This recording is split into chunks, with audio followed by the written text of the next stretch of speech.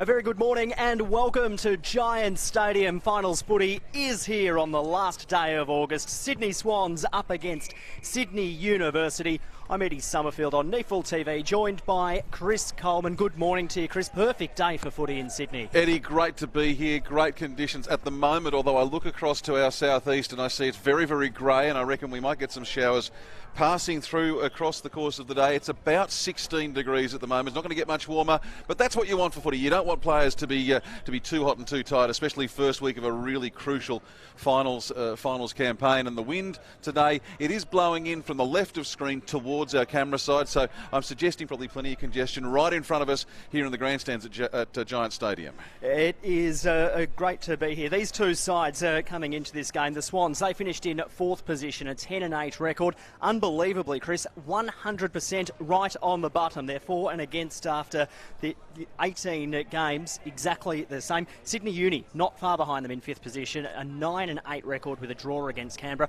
99%. They're very tight. These two sides, both teams coming off a loss in the last round of the home and away season. The Students going down to Southport by 80 points as the two captains shake hands in the middle of the ground. Bell and Tagliabue. Coin comes up, coin goes down. And the toss has been won by Bell for the Swans. First win for the Bloods. And they'll be kicking to the right-hand side of your NEAFL TV. A couple of late changes for the Sydney Swans. Darcy Cameron, number 17. He is out of the side. Riley Stoddart as well, fellow AFL listed player. He is out. Coming in, Hamish Allen. He'll be wearing number 55. And Sam Thorne, good to see him there again. He captained the Swans in the NAB League earlier this year, and he will be getting a run in finals footy. For the Students, Chris, they go unchanged as selected. As selected, and boy, what a side they've got out there too. I've seen plenty of them across the course of this season. Of course, they played against the Canberra Demons 4 times during the course of the year, so that's the bulk of what I've seen for them this year, but earlier in the year as well. They took on the NT Thunder out at Blacktown and absolutely demolished them. And so they drew a line in the sand fairly early across the course of this season. And as you said, 9 wins, 8 losses, 1 draw. They know how to play in pressure situations, and it doesn't get much more pressure than this. It is an elimination final. It's win or go home. You win this week, you go up against the Brisbane Lions next week, so the pressure won't get any less here, but looking forward to seeing it. I think really crucial today for them will be the big man in the ruck, their skipper Sam Tagliabue. He really will need to put in a big performance, which he's capable of doing today. And again, around the ground, Jake Bartholomew's, what a big week he's had too. Massive week, taking home the MVP during the week. 73 votes from Angus Barker of Canberra and Abraham Ankers of the NT Thunder. Geez, he came home with a head of steam on Sunday night. 16 votes behind Matthew Payne at the end of round 18, but by round 20 he totalled a combined 18 votes and took home his first MVP after winning the Sydney Uni Rising Star last year. So we're just about set for a start here at Giants Stadium. It's the first time these two sides have met at the pointy end of the season in a final. Looks like Sam Naismith for the Swans will be taking the first ruck bounce up against Sam Tagliabue, as you'd expect. It will be the Sydney Swans kicking it to the right-hand side of your NEAFL TV. Matt Bagent, Nick McGuinness and Sam Nipres are our umpires today, and it will be Nick McGuinness with the first bounce and with the first call in finals footy for 2019 in the NEAFL. Here is Chris Coleman. Thanks very much, Eddie. Great conditions here. Went for a walk down on the ground earlier. It's very firm underfoot, a little bit greasy on top of the grass, but that'll get knocked off by the players once they start running around here at Giant Stadium. The first bounce goes down. It's a good one. No real firm advantage, maybe just going to the favour of the Swans, and the first kick of the game will put the Swans deep into attack already. Bouncing off the ground, no one able to get through. Barging through the pack was Barton for the Sydney Uni side. They rebound outside of the 50, chasing for it there. Reckon that's Will Sierakowski. Might get there first. Clever little tap. Sam Fong comes in to provide some backup. Turns around, can't get a firm hold on it. That's these greasy conditions I was mentioning before. And the ball goes into the bottom of the pack. We get a restart over on the far wing. So Swans first inside 50 of the day. Good to see a small crowd. They are on the broadcast side today mostly. As the Swans win this one down, they go inside 50 through rows.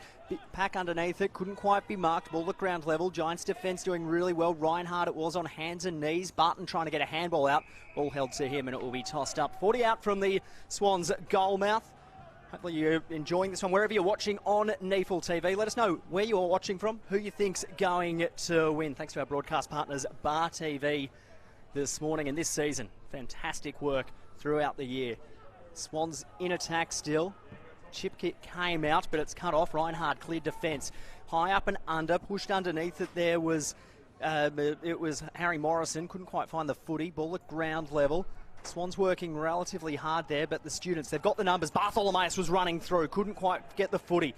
The students still working hard. Rose will pick it up for the Swans. Went back to the skipper in Bell. Goes inside 50. Chance here for the Swans. Good defensive pressure. There came from Michael Carroll. Ball bouncing away towards the defensive pocket, and the students will clear. They will indeed. Come round to the grandstand wing here, chasing after the ball. Geddes gets first hand for it to the Swans, but picked up off the turf there by Stern. He's been good for this uni side during the course of the season. Just a clearing kick, puts it well out of dodge. Unable to get a grip on the ball there for the Swans was Pink, the big redhead. And now a bit of push and shove. Our first bit of feeling today, right on the interchange gates there. Sam Fong and Nick Foster getting involved as well. Bit of push and shove. Nothing wrong with that at the moment, and the throw will take place right next to the interchange gate. Centre wing position, main stand side here at Giant Stadium. Ball comes back into play, and the tap down goes the favour of the Swans. Tagliabue comes in to try and pick it up, but he can't get there. Naismith gets a shorthand pass away. It comes back to him. He goes by left foot up into the forward 50, but in defence, flying there was Carroll. Couldn't hang on to the pill. Goes to ground, comes clear of the pack. Couple of quick hand passes, and it's Martin who sends the Swans into attack. They might get their first score. He can't get a possession, and once again, clearing play from this Sydney Uni side. Their defence has been good this year. They come out via Adam Goulden. Goulden goes via foot up to the wing. Have we seen the ball go into their forward half? I don't think we have yet, and it still hasn't quite made it. It's about a metre short. Hand pass comes away off the ground there by Sirakowski, and finally the ball goes forward of the halfway line for the Sydney Uni side. Now it comes back to Goulden, Adam Goulden. There's two of them, one on each side today, and now they're inside their forward 50. Little bit of a nudge in the back. Play on, says the umpire, and the ball goes around the far side of the ground. So coming out of defence for the Swans was Ling. High up and under sort of kick underneath it. McLean couldn't quite mark for Sydney. Students with numbers. Tagliabue, the big fella, did well. Pushed the footy forward, later tackle. Sydney, though, the pressure really good at half forward. Umpire Matt Bagent crosses himself and will throw it up right on the half forward flank for the Swans. Neither team to score yet. About 4 minutes gone. Ball was bashed down the way of Louis Stevenson. Students under immense pressure there on the flank, and it will be tossed in once again. These two sides, interestingly enough, they've met just the once this season, way back in May, and it was the Sydney Swans who won that one by 22 points at Henson Park. So footy tossed in again. Naismith got to the front position, went the double fister, couldn't quite find a teammate there as the ball bounces out the back to McInerney. Kicks partially smothered. Inside 50, ugly bouncing sort of ball. Michael Carroll underneath it, flicks a handball backwards, and the footy eventually comes back to Ned Reinhardt. He'll snap it around his body to clear defensive 50. Swans with numbers, clean bowled all of them. Naismith's body use was okay, but the ball went without him. Handball out to Morrison. He's tackled straight away, but the students have numbers. Louis Stevenson, Solsom Candy, flicks the handball off to his running teammate. He'll flick it off to Morrison. Morrison from 45 weaves one. Handball over the top to Stern. Stern from the top of the goal square's got the first. Took 4 minutes, but the students end to end have got the first of this elimination final, cutting open the Swans midfield. That was some beautiful football. First inside 50, first goal. Great team goal as well there for this Sydney Uni side. That's what they're going to need all day. Look at that little step from Harrison. Pops the hand pass over. Possibly could have directed it better, but the bounce sat up nicely for Stern, who was able to bang it through. Would have heard the footsteps coming from behind him. Wouldn't have known how much time he had. So didn't run it all the way into the teeth of goal, but gets it through. And Stern, mentioned him earlier in the call, as a crucial player. And there we go. He gets the first major for the day. And it is a Sydney Uni side. 5 minutes gone, leading one straight goal, 6 to the Sydney Swans yet to score. NEAFL elimination final number 2. Winner next week off to play Brisbane in Brisbane, and of course elimination final 1 getting underway up there in Queensland in about 20 minutes. So a big day of NEAFL footy, Eddie. Ball back down in the middle. Sorry, mate. The ball back down in the middle, and the clearing kick comes from Rose. Sydney Swans, they'll be looking to strike back here. Hot potato at the moment. It's the Uni side who get away with it. They had standing in space Kilpatrick outside. Couldn't get the ball to him. Instead, the packs formed in there. Really good to see Luke Valla. He's a really good in and under player. He's tends to be the last player at most stoppages. He gets the ball, gets tackled and restart. Tagliabue wins that one down, came back to the goal kicker. It came back actually to Stewart and he was wrapped up. He's given away a high tackle for a fend-off and McInerney has got it. 60 out from goal. You'd suggest too far out. Justin McInerney's kicked 3 goals 6 this year, so just looks to pass it off, and that's a really good kick and good use of the body, and the Swans will have the first set shot of goal of the morning, and it will be coming through the boot of Hayden McLean. It's a pretty good goal kicker, Chris. He's kicked 14 goals, 10 for the season. Joined the Swans through the rookie draft in the pre-season from South Adelaide. Managed 4 AFL games in his debut year. Can he level things up here at Giants Stadium? Comes in, drop punt on the way, across the face. Doesn't even have the carry in the end, and it's rushed through for 1 behind. It's interesting, Eddie. I always take a look at what the players are wearing prior to a game when they go out for the warm-up, and then what they actually go out there in the game. And Hayden McLean, he's changed his boots. He's gone for the shorter sprigs during the warm-up here. So while the ground, as I said, a little bit greasy on top, still very firm underneath, so the shorter sprigs, the order of the day. As we see Sydney Uni now bring the ball up through the middle of the park, had Vella in short, elected not to go there, instead going long. There's only one man up forward for them, and waiting for it was Cole. Couldn't take it, and now the Swans, they'll bring it away around the main grandstand side. Goes into the centre of the ground. Waiting underneath it was Pink, which cleared him. Instead, Martin goes in for the tackle over the top. Underneath it for the students is Kilpatrick. He had the ball held to him. And McLean, the other man involved in the tackle. Umpire will ball it up just outside the centre square.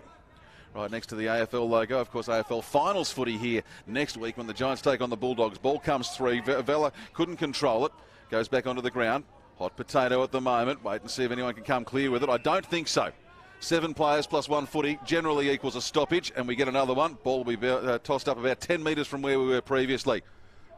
Tagliabue gets the best of it, does his own roving, sends a ball into attack for the Sydney University side. Waiting for it is Morrison, can't get there. Good body work, but the Swans have got the possession, maybe holding the ball. No, ball goes into the pack. It'll be a ball up about 30 out from the Sydney Uni goal.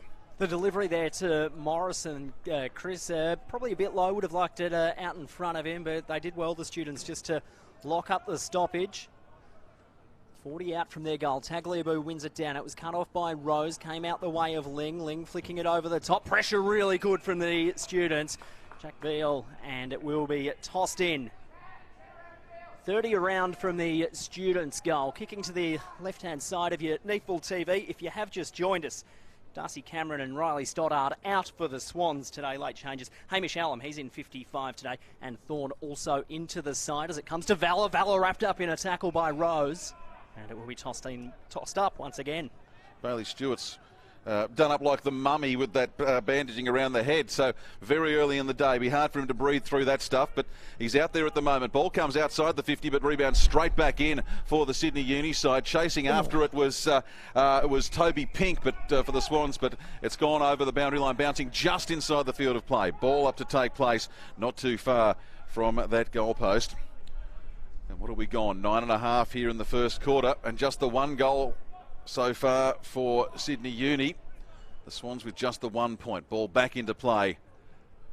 Point of the square, bounces around. Who can come up with it? Looks like that's gone to Bailey Stewart, the man with the mask. He's lost it. Swans will come away with it now as they've got men in space. That's Rose. Sends it around the main grandstand side. Waiting underneath it there was McLean. Couldn't do much with it, but the Swans have got numbers and they've got plenty of them. And they kick it to where there is nobody waiting. Hiscox is the man. Taps it to his own advantage. He can run around to his right. Instead, delivers it by foot. Finds a teammate now. Here they go up the middle of the park. They've got a few on their own. That one's Veal. Veal sets and waits. Goes further across to the far side of the ground now. No one able to get there. Best of the punch goes to Pink. And it's over the boundary line, throw in to take place. Bit of a squandered opportunity for the students. That was really good stuff by Pink. He's been beaten a couple of times by Davies. A couple of errors on this broadcast wing earlier in this first quarter, but he's keeping his chin up. Got to the footy first there, managed to bash it across and stoppage. Students lead this one by 5 points. Ball went over the head of both the ruckmen. And it came out the back. Veal ducking, weaving, copping one high. It was in fact Bartholomew's. The MVP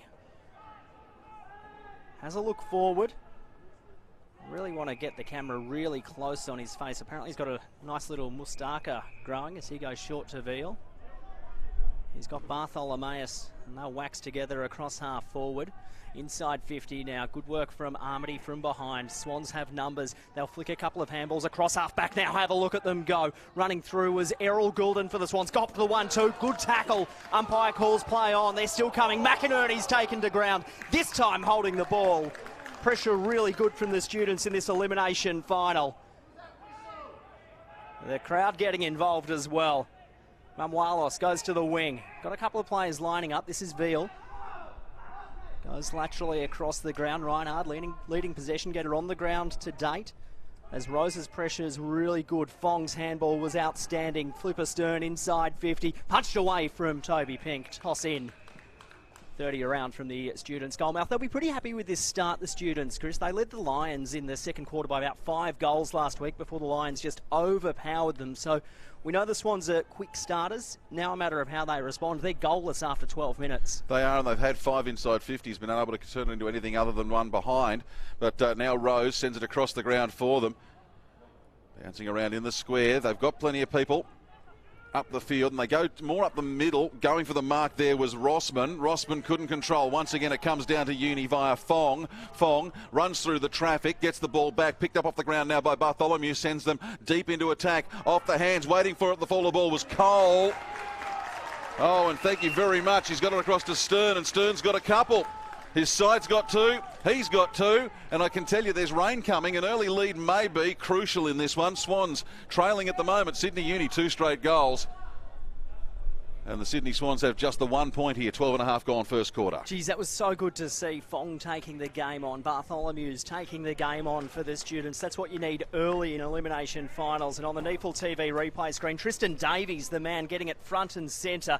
And the handball out to Stern. He got his second, as you mentioned in the call, Chris. And this is a dream start, really, for the students. Smart play from Cole was there. Could have tried to squeeze the snap through, but realised that the hand pass, well, ordinarily a lower percentage play, that Stern had 2 extra feet around him and manages to bang it through. He's done all the scoring for this Sydney Uni side. They lead by 11, 13 minutes gone. So back in the middle. How can the Swans return serve on this one? It'll be Naismith. Daniel Wallace won it down. Luke Valler's pressure was good, arguably holding. Umpire called play on, could have been in the back too. So one each way, pressure good, and umpire will cross himself and toss it up. Wet week here in Sydney, if you're tuning in from anywhere across Australia or right around the world for that matter. Seems to have dried up and cleared up during the week as the footy was tapped down to Bartholomew. Stern was tackled, dropped it. Umpire called play on. The Glebe Greyhound there, Hiscox providing the pressure. Cody Hurst there too. Came out the direction of him, couldn't quite find it. Here's Valor for the students, inside 50. Bit of a Pagan's paddock about it. It will bounce unkindly for the Swans defender. Davies was there, and pretty happy to see it go across the boundary line. Really enjoying that matchup, Toby Pink and Tristan Davies down forward. Third in the NEAFL goal kicking for season 2019. Tristan Davies, 39 goals, 22 for the year. You can hear a bit of wind blowing this afternoon as well. Certainly blowing across the ground more than anything else. See who can get away with a clear possession. Love how many times I'll say that across the course of the season. And instantly a pack will form over the top, and the answer will be nobody, so we're going to restart. This time a ball up to take place. As you can see there, the line exactly 50 out from the goal that Sydney Uni are going to. Now we've got a whistle. Free kick goes the students' way, and it goes to the man in the hat. That's Vella. Decides to send the ball deep in towards the goal. Clears the contest. Last man nearest to it was Pink. May have got a finger on it. Either way, ball has gone out of bounds, and it'll be a throw in again adjacent to the behind post. Last time we saw one of these, bit of push behind the play there. Who's that who's gone down? That'd be Foster who's gone down. Nothing in it. Ball comes back in. Important ruck tap. Goes away of the Swans, but there's too many blue and yellow jerseys around the place. Snapshot comes courtesy of Sirakowski, and Will Sirakowski is across the face of goal, through for a point, but the goal, the margin now exactly 2 goals. 2-1-13 for the students. The Swans 1 point. So Toby Pink doing the kicking in duties for the Swans. Comes to the broadcast side of Giant Stadium. Packer players fly. Carroll won it down. It was well roved though. Front and centre, Errol Goulden. Playing it is just his second NEAFL game of the season. Got it to half forward. Really good stuff from his brother Adam Goulden. Pressure outstanding. Handball back to Veal. He'll just chip it across half-back. Needs a mark and gets one. So the students are out here on the outer side as Barclay's kick hits Barton on the chest. Short one's a good one. Bailey Stewart, the former Swans Academy player, the man in the mask today, comes back inboard. Good kick, Michael Carroll. So Carroll looks up and the Swans look like they're following Jeremy Laidler's advice as the coach just wants them to zone off nicely. Came to Hiscox, his kick, overcooked it to Goulden. Chance here for the Swans. They've got players lining up. It will come towards Bell, spearing kick, and he marks. 48 out. He'll want to play quickly and doesn't quite have him. And that's a good kick across the face. Crumbs bending around, snapping. Do the Swans have their first? They do. Beautiful start for the Sydney Swans. And they've got their first goal of the morning through Sam Thorne. Late inclusion today, the boy from Wollongong. And he's got his 5th goal of the season. Back to a 6-point ball game here at Giant Stadium. A lot of players come from Wollongong. The only one I can think of who's made AFL level would be Aidan Riley, who went over to play for the Crows. So great to see. Thought there is a Bell who's from the Illawarra region. Yeah. So, but great to see the Swans strike back here. And now they're just 6 points adrift. I've got a feeling we're in for a close one today. When I was driving up, I was expecting a slightly different Swans lineup, as you mentioned in the warm-up, Eddie. A couple of players, late changes for this Sydney Swans side, and I think that probably just closes the gap a little bit between the two. Swans would still be favourites, but gee, there's not much between them. Oh, definitely. Funny, Darcy Cameron was the man. When he was ruled out, I'm going, I'm going to lead in the students' way today, but we'll provide another unbiased call, as always, as the tackling pressure really good from Sammy Wicks. As you'd expect from him, led the competition for tackles in 2019, 137 of them. As McInerney's laying a tackle on this occasion, and it will be tossed up. Huge number of tackles. It's a lot. That's a lot of tackles.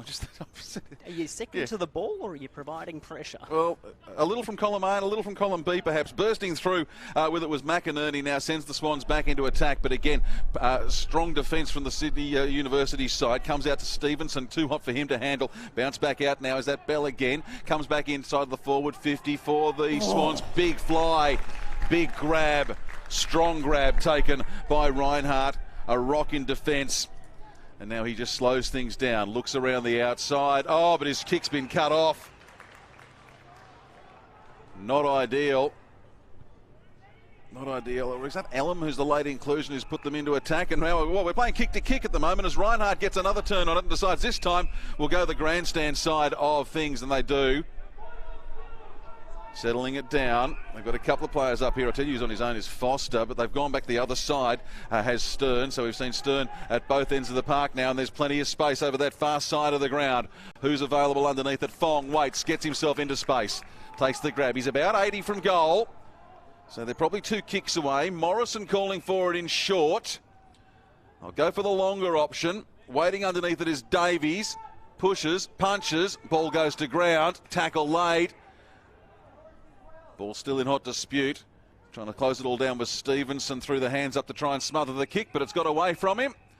And it'll be a throw-in centre wing position. Outer side of Giant Stadium here, 19 and a half gone in the first elimination final for the NEAFL competition for 2019. And it's the Sydney University side up by 6. So, footy tossed in. Naismith, quite a good comeback this year. Be looking to build in the pre-season for the Swans. Won that one down. The tackling pressure really good outside again by the captain, James Bell.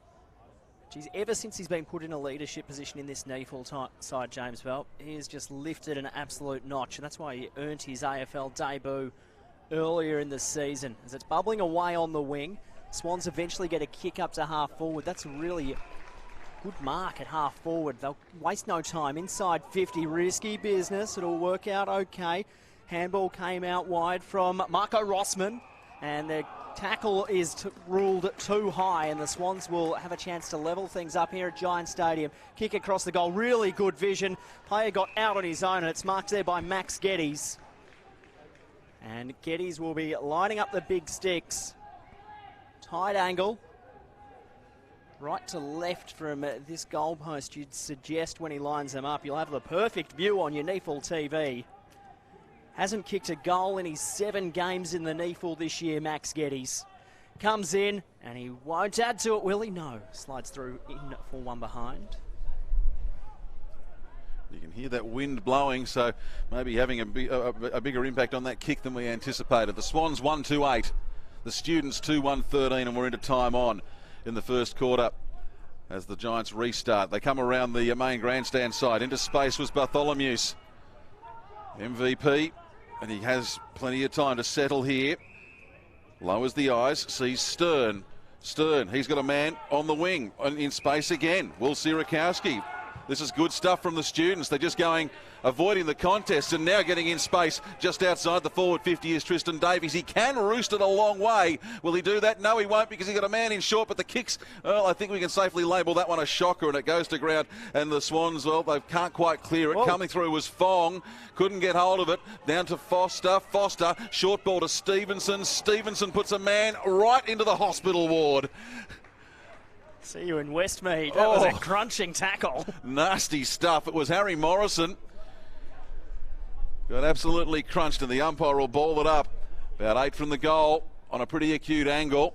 It's Rose trying to clear it for the Swans. They can't do much with it. It's on the ground. Oh. Chasing through there, spinning through 360 was Ling. His disposal, though, gets the ball outside the 50, comes off hands, taken there by Reinhardt, the last line of defence, 3/4 of the way up the ground for Sydney Uni, and then waiting underneath it there. That was Amati, and he's taken it about 20 out from the goal. Swans in defence. He's got a man outside. He's got a couple further up the ground. Noel might be the target. That's where he's gone for it. It's cleared that man. Waiting underneath it was Martin. He couldn't control it. And plenty of pressure from the Sydney Uni side, and the ball goes over for a throw-in. Really tough tackling game, this one early. 28 tackles from the Swans, 8 for the Students. You can tell it's a final. The pressure most certainly there. 5-point ball game, 23 gone, first quarter. Perfect day for footy at Giants Stadium. Ball spills free from Rose in the tackle, pressure good. Goulden tries to pick it up for the Students from the stoppage, and it will be tossed up once again. Those tackle numbers quite incredible. It's amazing for 1 quarter of footy. 28-11 as it updates. Wick's got a kick forward. Rose there snapping. Didn't go the 15. Good smart stuff there from Lockie Kilpatrick. Cut off. Amati to half forward.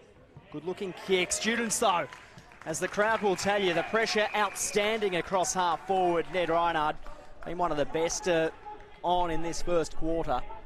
And it will be tossed in. Half forward flank for the Swans. Scoreboard reads 2-1-13 to the Students. Sydney Swans 1-2-8, 24 minutes gone on NEAFL TV. Can't imagine it'll be a long quarter here with just the 3 goals kicked in it so far, and not a lot of other stoppages. Ball goes the way of Sydney Uni, but over the boundary line for another throw-in. As Edward Cole was chasing after it.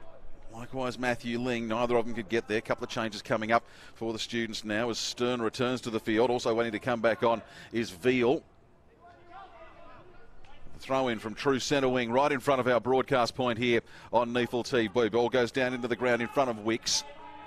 Tries to swing a kick away. Don't know whether he actually got anything on it. No, he didn't. And the ball will come back to Bailey Stewart. Goes in towards centre half forward. Couple fly over the top. It was probably Amati who got the best of it, but again, there's plenty of Sydney Uni numbers there. Stern has it, dispossessed. Umpire says that'll be a free kick, and it'll be taken by Kyle McKellar. Comes around the main grandstand side. Target for him was McInerney, but again, a good spoil from Stewart. Ball goes over the boundary line, keeps it in the forward 50, or the forward half rather, for this Sydney University side. They'll want another major before the break here. It is definitely getting greyer and greyer across to our left there. It's all a question of how far that rain might come in from the coast and whether it'll reach us here at Homebush. Tossed in, Naismith, double fister. Rose shrugged a tackle from Stern, got through it. Sierakowski now wraps him up. Umpire holding the ball. Good call, good tackling pressure. Sierra plays on quickly to the hotspot. Wants a mark. Joel Armity back with the flight. Charging through though, Toby Pink takes a uncontested, relatively easy defensive mark. Put it on his right boot, goes long. He's got a target there. McLean flew, couldn't mark, didn't matter. Got players lurking on the wing. That was Hurst to half forward. Good kick up and mark taken by Hamish Allam. He'll put it inside 50. Booming kick as you heard on the effects mic. Students' defence under pressure. Spilled out to Rose. Snapping ball. Bouncing. Will it go through? Oh. It will! James Rose front and centre. And suddenly the Sydney Swans have hit the front at Giants Stadium through James Rose. 2-2 plays at 2-1. Really good footy there, Chris Coleman. Well, we've seen plenty of Rose during the course of the day. He's hard to miss out there, and he just bursts out of the pack. Wobbly old kick. It bounces left. It turns, it just gets through on the first bounce. The goal umpire does well to maintain his footing.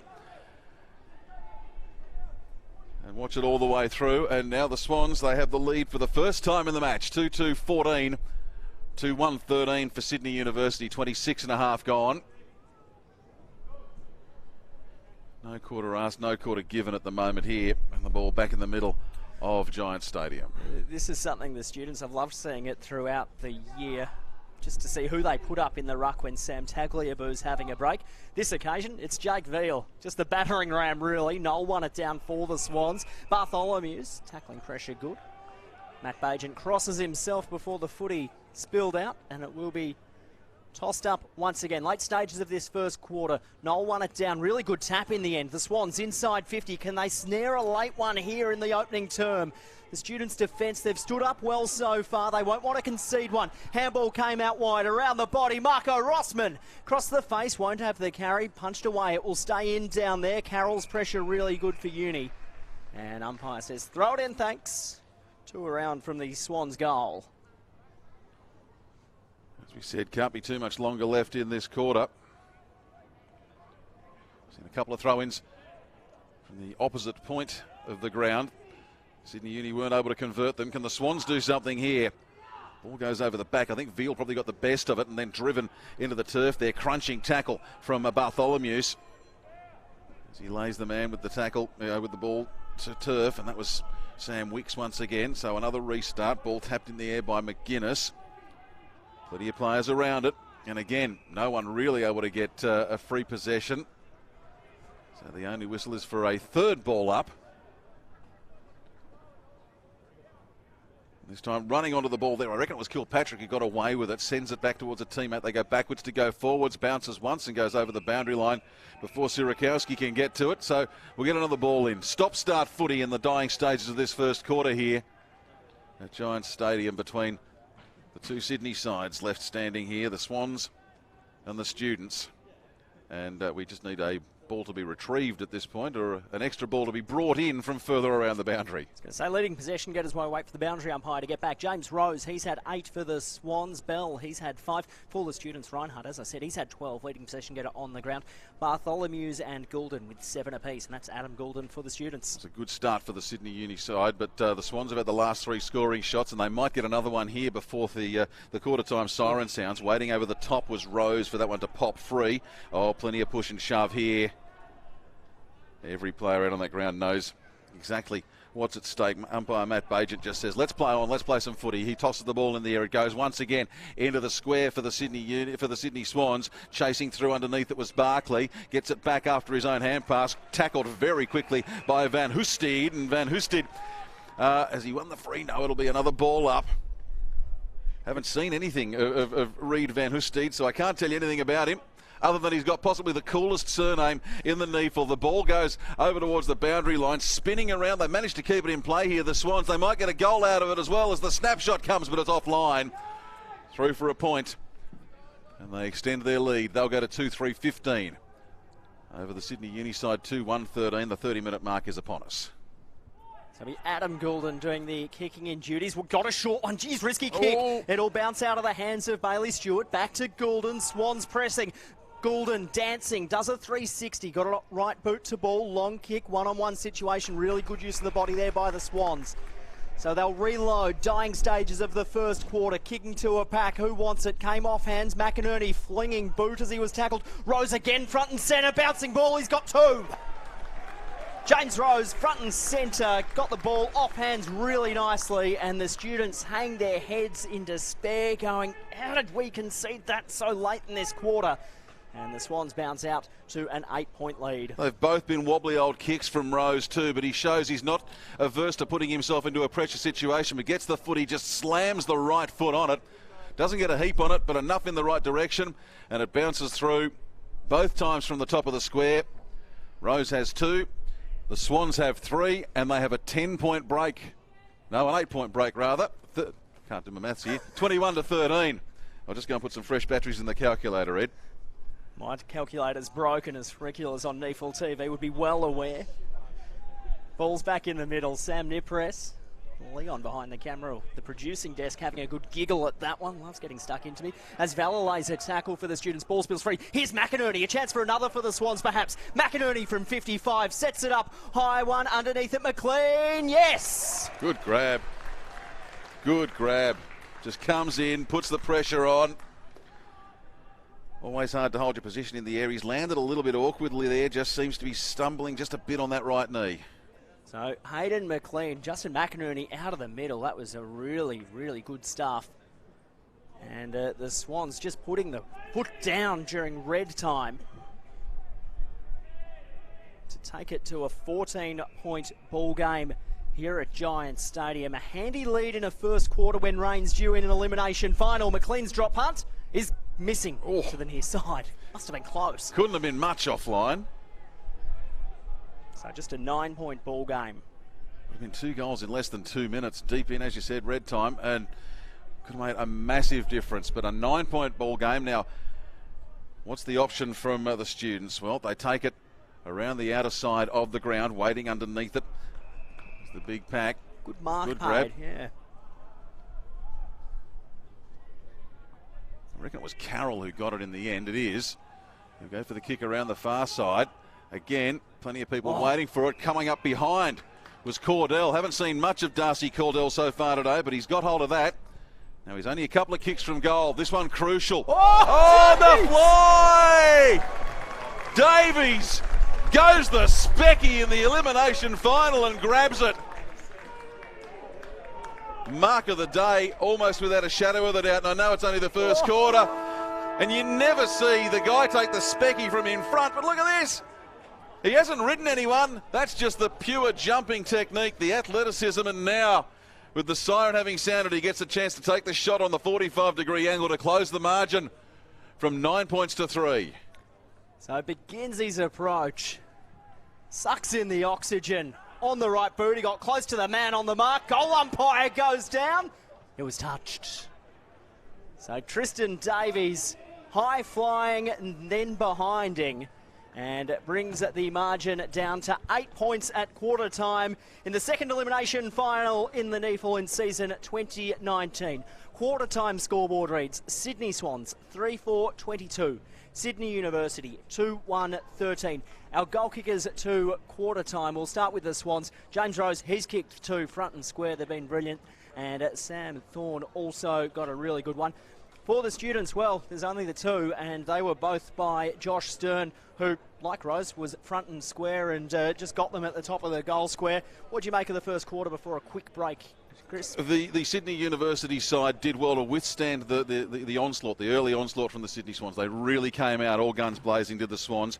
But I think at one stage, the inside 50s, going from memory, I think it was 5-1 at one stage, and the Swans had been able to convert it into just a single point from their 5 inside 50s. As the quarter progressed, well, the possession has evened out a little bit. Overall, in terms of disposals, Sydney Uni have actually wound up with more of the ball, 94-74 overall disposals, and the inside 50s, the effective stuff there, 15 for the Swans, 14 for Sydney Uni. So it's really a lot of stuff happening at the end of the ground. And who makes the best use of it? Well, at the moment, you'd say the Swans, but gee, you'd be a game man to try and put them over the line at this stage. So it's an 8-point lead at Giants Stadium in the second elimination final over the Sydney Uni students. We're going to take a short break here on NEAFL TV and be back with the second quarter.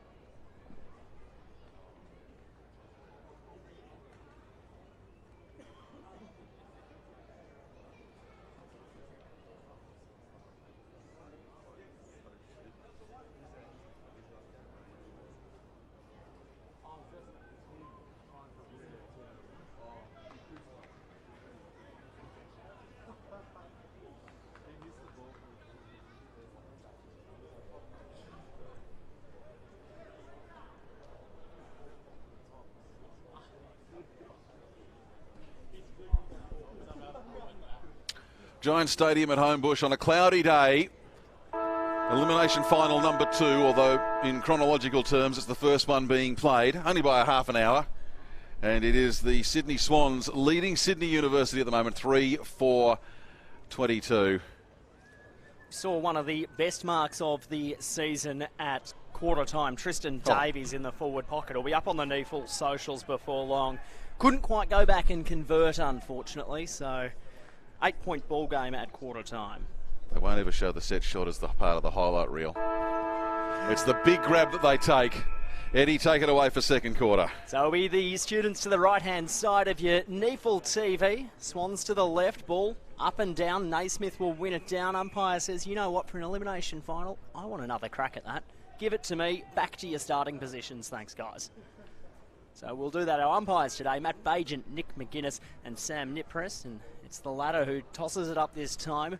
Naismith won it down. There's a library of students in front of it. Tagliabue got it to the MVP. Bartholomew's flicked the handball quickly to Kilpatrick. Clears it to the wing. Really good use of the body as Giant Stadium rattles and rolls in this wind. Students inside 50 again. Good use of the body. Davies again. Couldn't quite mark. Ball comes to ground level. Students still hot on this one. Amati was good. Pressure Morrison. Outstanding. Pink tackling. Throw up. 30 out from the students' goal mouth. Davies trying to come in and pilfer it before the whistle was blown. All tossed up by Nick McGuinness, and again it goes away in favour of the students. In towards the goal square. Big punch. It goes straight down to, was that Bartholomew's? It's gone back to him very, very quickly, and he's just cannoned it straight through the goal, and I reckon it was. Well, MVP gets a goal in the elimination final, and it could be absolutely spot on timing, because I can tell you the rain's just arrived as well.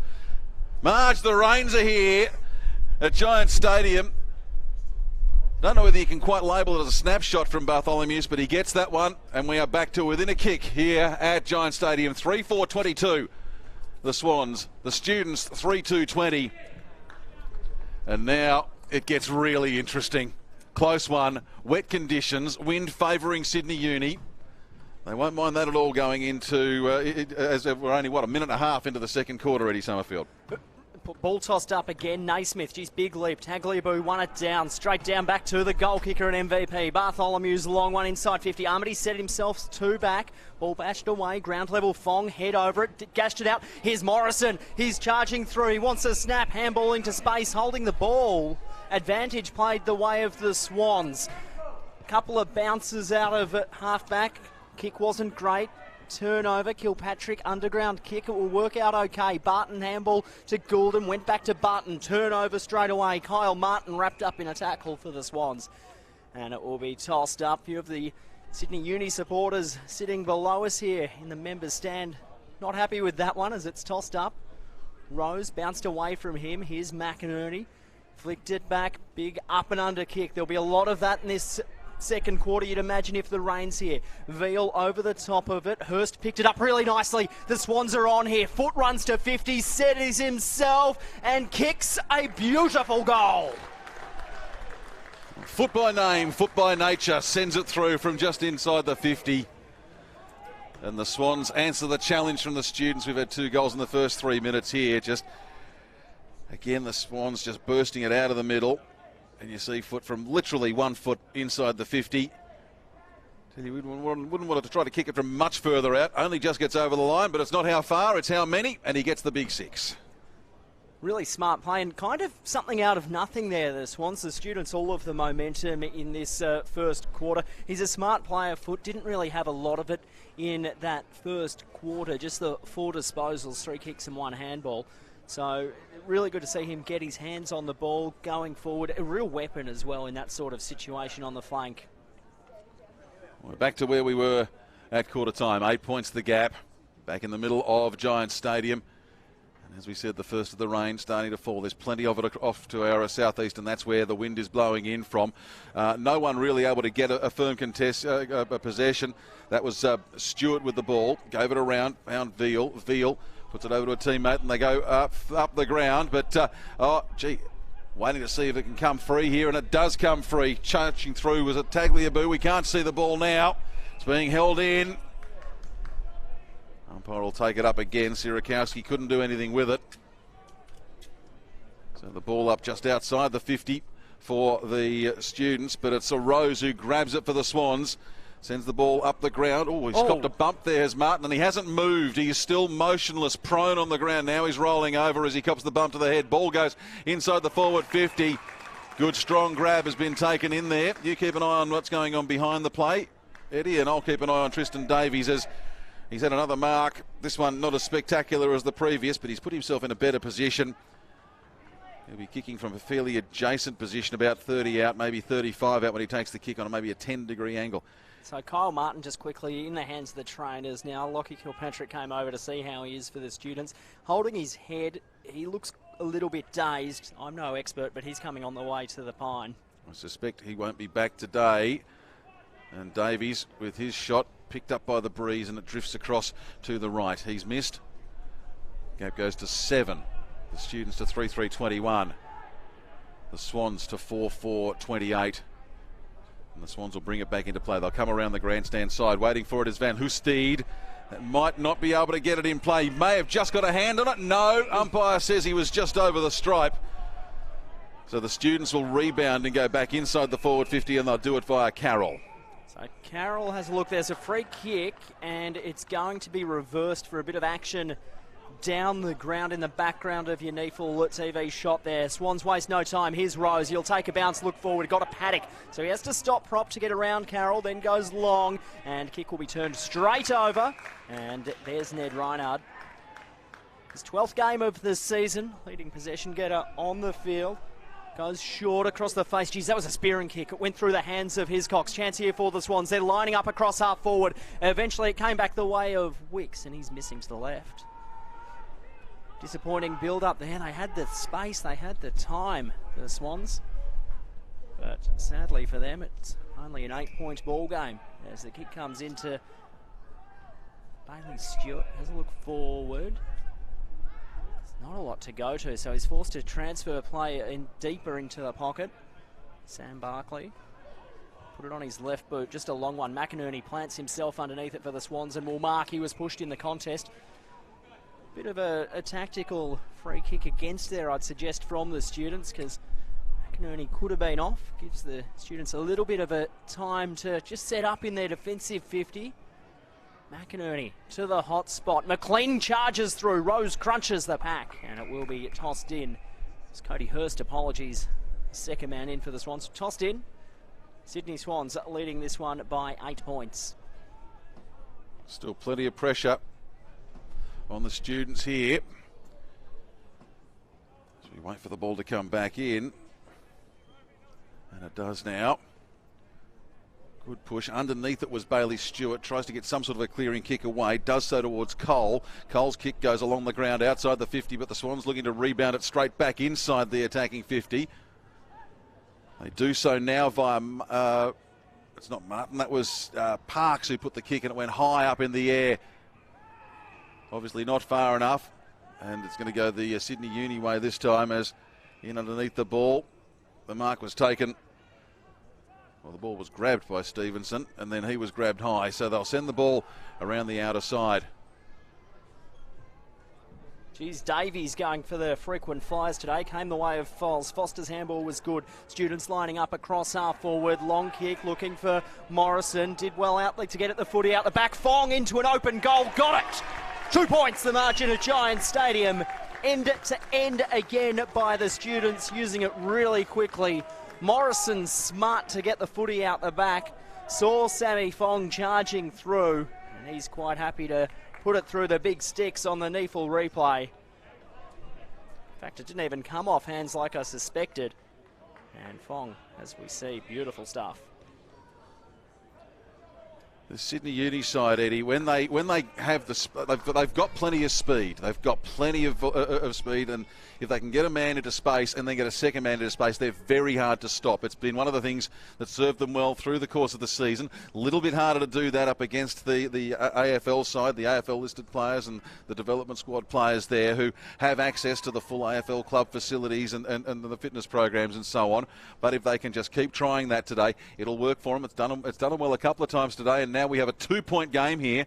9 minutes into the second term, and it's the side in red and white who lead, but the ball goes out again towards the Sydney Uni way of things. That's with Stewart. Turns around to his left, puts the ball inside the forward 50.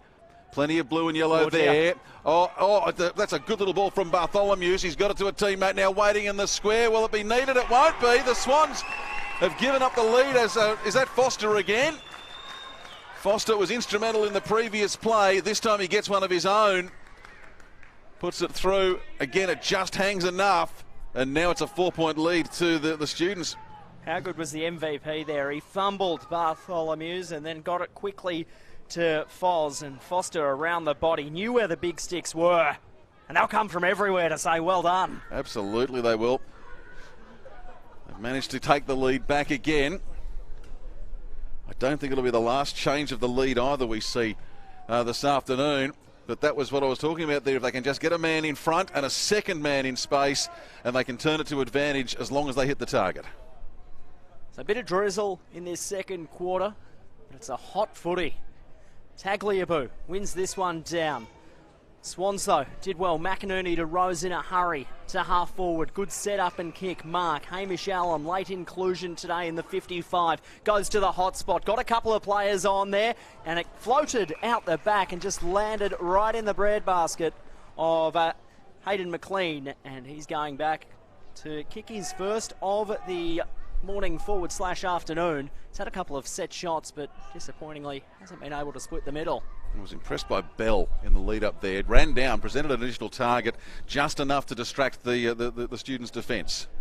So McLean, 20 out, drop punt on the way. It snuck in. He made the goal umpire work, but as you called Chris Coleman 2 seconds ago, another lead change, back to 2 points. It's going to be one of those afternoons here. Swans 5-5-35, the Students 5-3-33, 11 and a half gone, second quarter. He has looked really promising and dangerous up forward at Hayden McLean. That one, it just floated into him over the back of the pack, the wind blowing down the other way, in fact, and he was just in front. And when you're in front, you're going to get first crack at the footy 9 times out of 10. You can hear that wind being picked up on our effects mic. It is blowing straight over to us from that pocket over in the left side of the screen, straight over to us here on the main grandstand side of Giants Stadium. So, if anything, it is favouring the Students, but not by much. Ball up in the middle of the ground, and the best of the tap goes to Tagliabue. But it's up in the air. Tagliabue goes the 2-fist movement, puts it in front of Stewart. Stewart then kicks it into the path of the man in the hat. That's Vella. Vella, he's got a teammate or two there. Off the hands, waiting for it. At the fall of the ball was Stern. He's got a couple in the first quarter. Now it's under hot contest. Once again, Stewart comes into it. He's been busy in the last 30 seconds. Ball up will take place, 35 out from the Students' goal. Looking in there, Noel might be going into the ruck for the Swans. Tagliabue gets the best of it. It goes backwards for them. And now we've got a whistle. There's a hold in there. And it'll be a free kick and a shot on goal. It'll be going Morrison's way. There's really good pressure from the Students. The Swans are just doing everything to clear it out of their defensive 50, but Morrison in the right place at the right time. He's not going for the shot on goal, or is he? He's gone for the big bomb from just outside 50, and I reckon he might have got the carry on the breeze. He has. It's a major. And they're back in front. Geez, that's a booming kick for the big fella. 55 out from goal. Didn't waste too much time to weigh up his other options to force himself into doing the team thing, Harry Morrison, and big bomb indeed inside the centre square, then about 53 metres out from goal. Look at that fly through the goals. It never got above post height. I didn't think he'd gone for the shot because it stayed low. He's gone for the low trajectory kick, but it's picked up a ride on the wind and got through, and we've got yet another lead change. 3 in as many minutes. He's dangerous. Morrison, Stern, Davies down forward. They've all kicked more than 30 goals this season, and if the three of them up in that forward 50 can get the footy in there quickly, Chris Coleman, as you've been alluding to all this quarter, they are absolutely a weapon with that forward line. Back to a 4-point lead the way of the Students. Midway through the second quarter of this elimination final, the Swans, they'll go inside 50 again. Hurst to the target, but just kind of came out the back. And the Students will have a chance to set up from half back. Short shipping, risky kick. I like it. came the way of Rogers. Rogers a short one. It will eventually come the way of Veal, who marks in front of Bell. So Veal has a look forward. He's got Bailey Stewart on the lead. That's ignored. Umpire calls him to go. So Veal long to half forward. Amati there, bashed away. Who's in front? Wicks couldn't find the handle on the footy. Good stuff there from Bartholomew's. Long kick. Fong the target. Fong out the back. Really good mark. Read what the footy was going to do and just leant back into it like you would in a circle of trust. And that is a beautiful mark there, Sam Fong. Just using his superior strength and just plants the foot just enough to give himself the leverage to hold his position as the ball was coming down to him. And I tell you, great place to be taking this shot from, directly in front. Kicked one in this quarter earlier. Take it back out to a 10-point advantage the way of the Students. Bit of a stutter in the approach. Does not matter. Sam Fong's happy with it. And the Students are out to a 10-point ball game. Their 5th goal of the quarter. They've turned it around and they've decided they're not going to wait for the premiership quarter, for the 3rd quarter. They're making their statement before half-time here. They're out to a 10-point break now. It's a weird stuttery kind of approach, but I guess as Josh Kennedy for the Eagles shows us, doesn't matter how you do it, as long as they go straight. All that matters is the last couple of steps and contact between the foot and the pill. 10 points the margin here, 16 minutes gone, so still plenty to come before half-time here. But the Swans will want the next one. Just a dangerous period of time in this quarter for the Students, the last 5 or 6 minutes.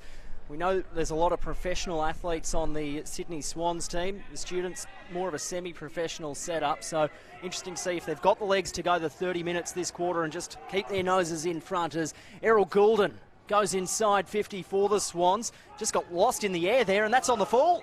Oh, took the last blade of grass before it went out of play on the full, and it will be tossed in. Swans in attack. The Sydney Uni can't afford to rest on their laurels here. We've already seen how damaging this Swans side can be. We've seen it a number of times during the course of the season, but in that first quarter there was one period where I think it was 6 or 7 scoring shots in a row, all from the Sydney Swans. So the Uni side, they know they've still got plenty of work to do, but they do have a lead. The boundary throw-in is punched straight back towards the boundary line, maybe adding another few metres around. But it'll still be inside the forward 50 for the Swans. 17-minute mark arrives. Have a look at the setup there. Got McInerney just waiting out the back. You know how dangerous he can be.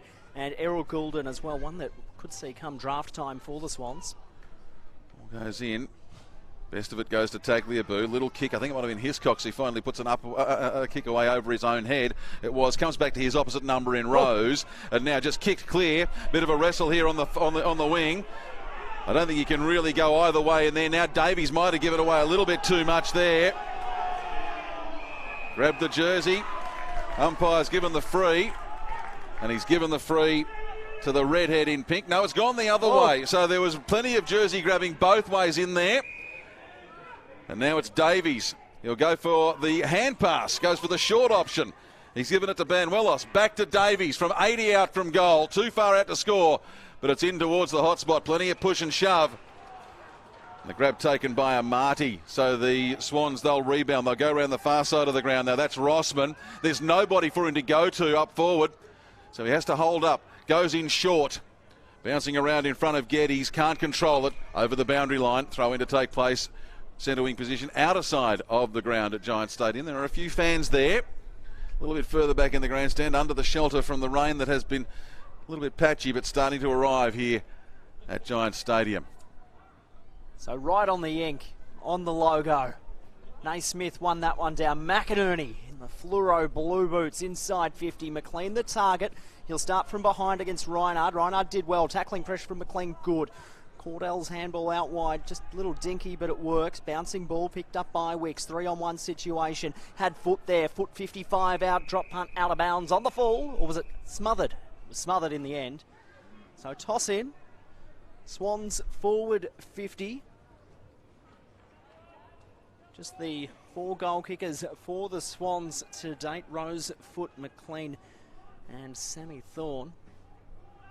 So players work out where the boundary throw-in is. Be about 52 metres around from the Swans goal mouth. tossed in.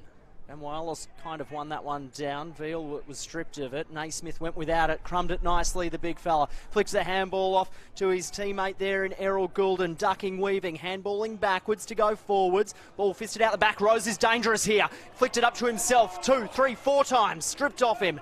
Students can't quite clear defensive 50. Picked up, snap. Kyle McCullough missing to the left. Rose just taking the game on, and Student supporters below us perhaps think they should have earned a free kick in there. Not the case. 9 points the margin. Plenty of vocal fans here for the uni side.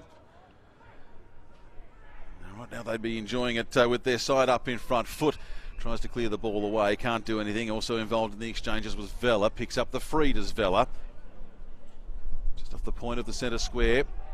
Turns defence into attack. Comes off hands. There's been a bit of contact in there. And this time it's the Swans player who's received the push. And so they'll turn around.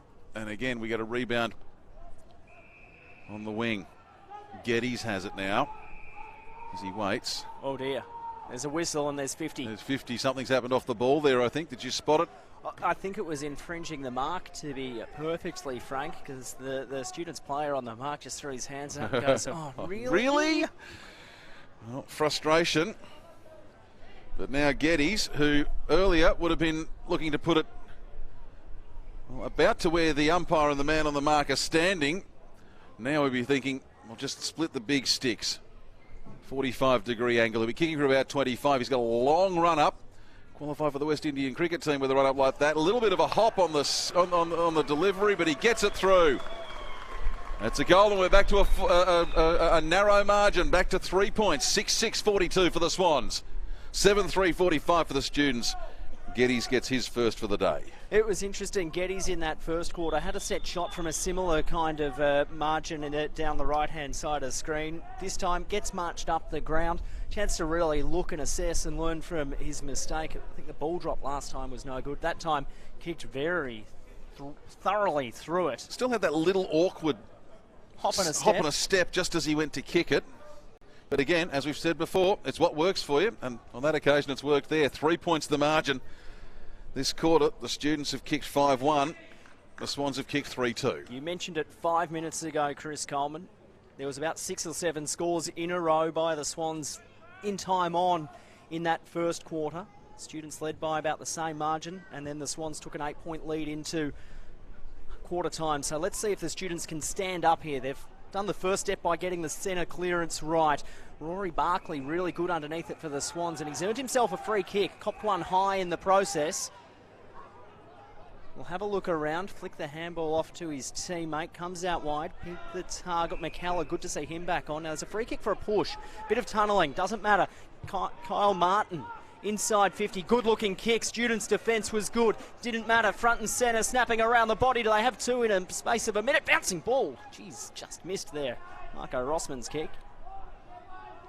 And we are back to 2 points. Was it Kyle Martin we saw taken off before, limping off the ground after a bit of a head knock? So obviously he's had the HIA and he's passed and he's back out there. Well, and exerting his influence. Now the Swans, they've turned it around again. Off the restart, it was Rose who had it, put it into the path of Parks. Now the Students will have a crack. That was Carroll. Carroll further up the ground than we've seen him in the past. That might be Fong with him.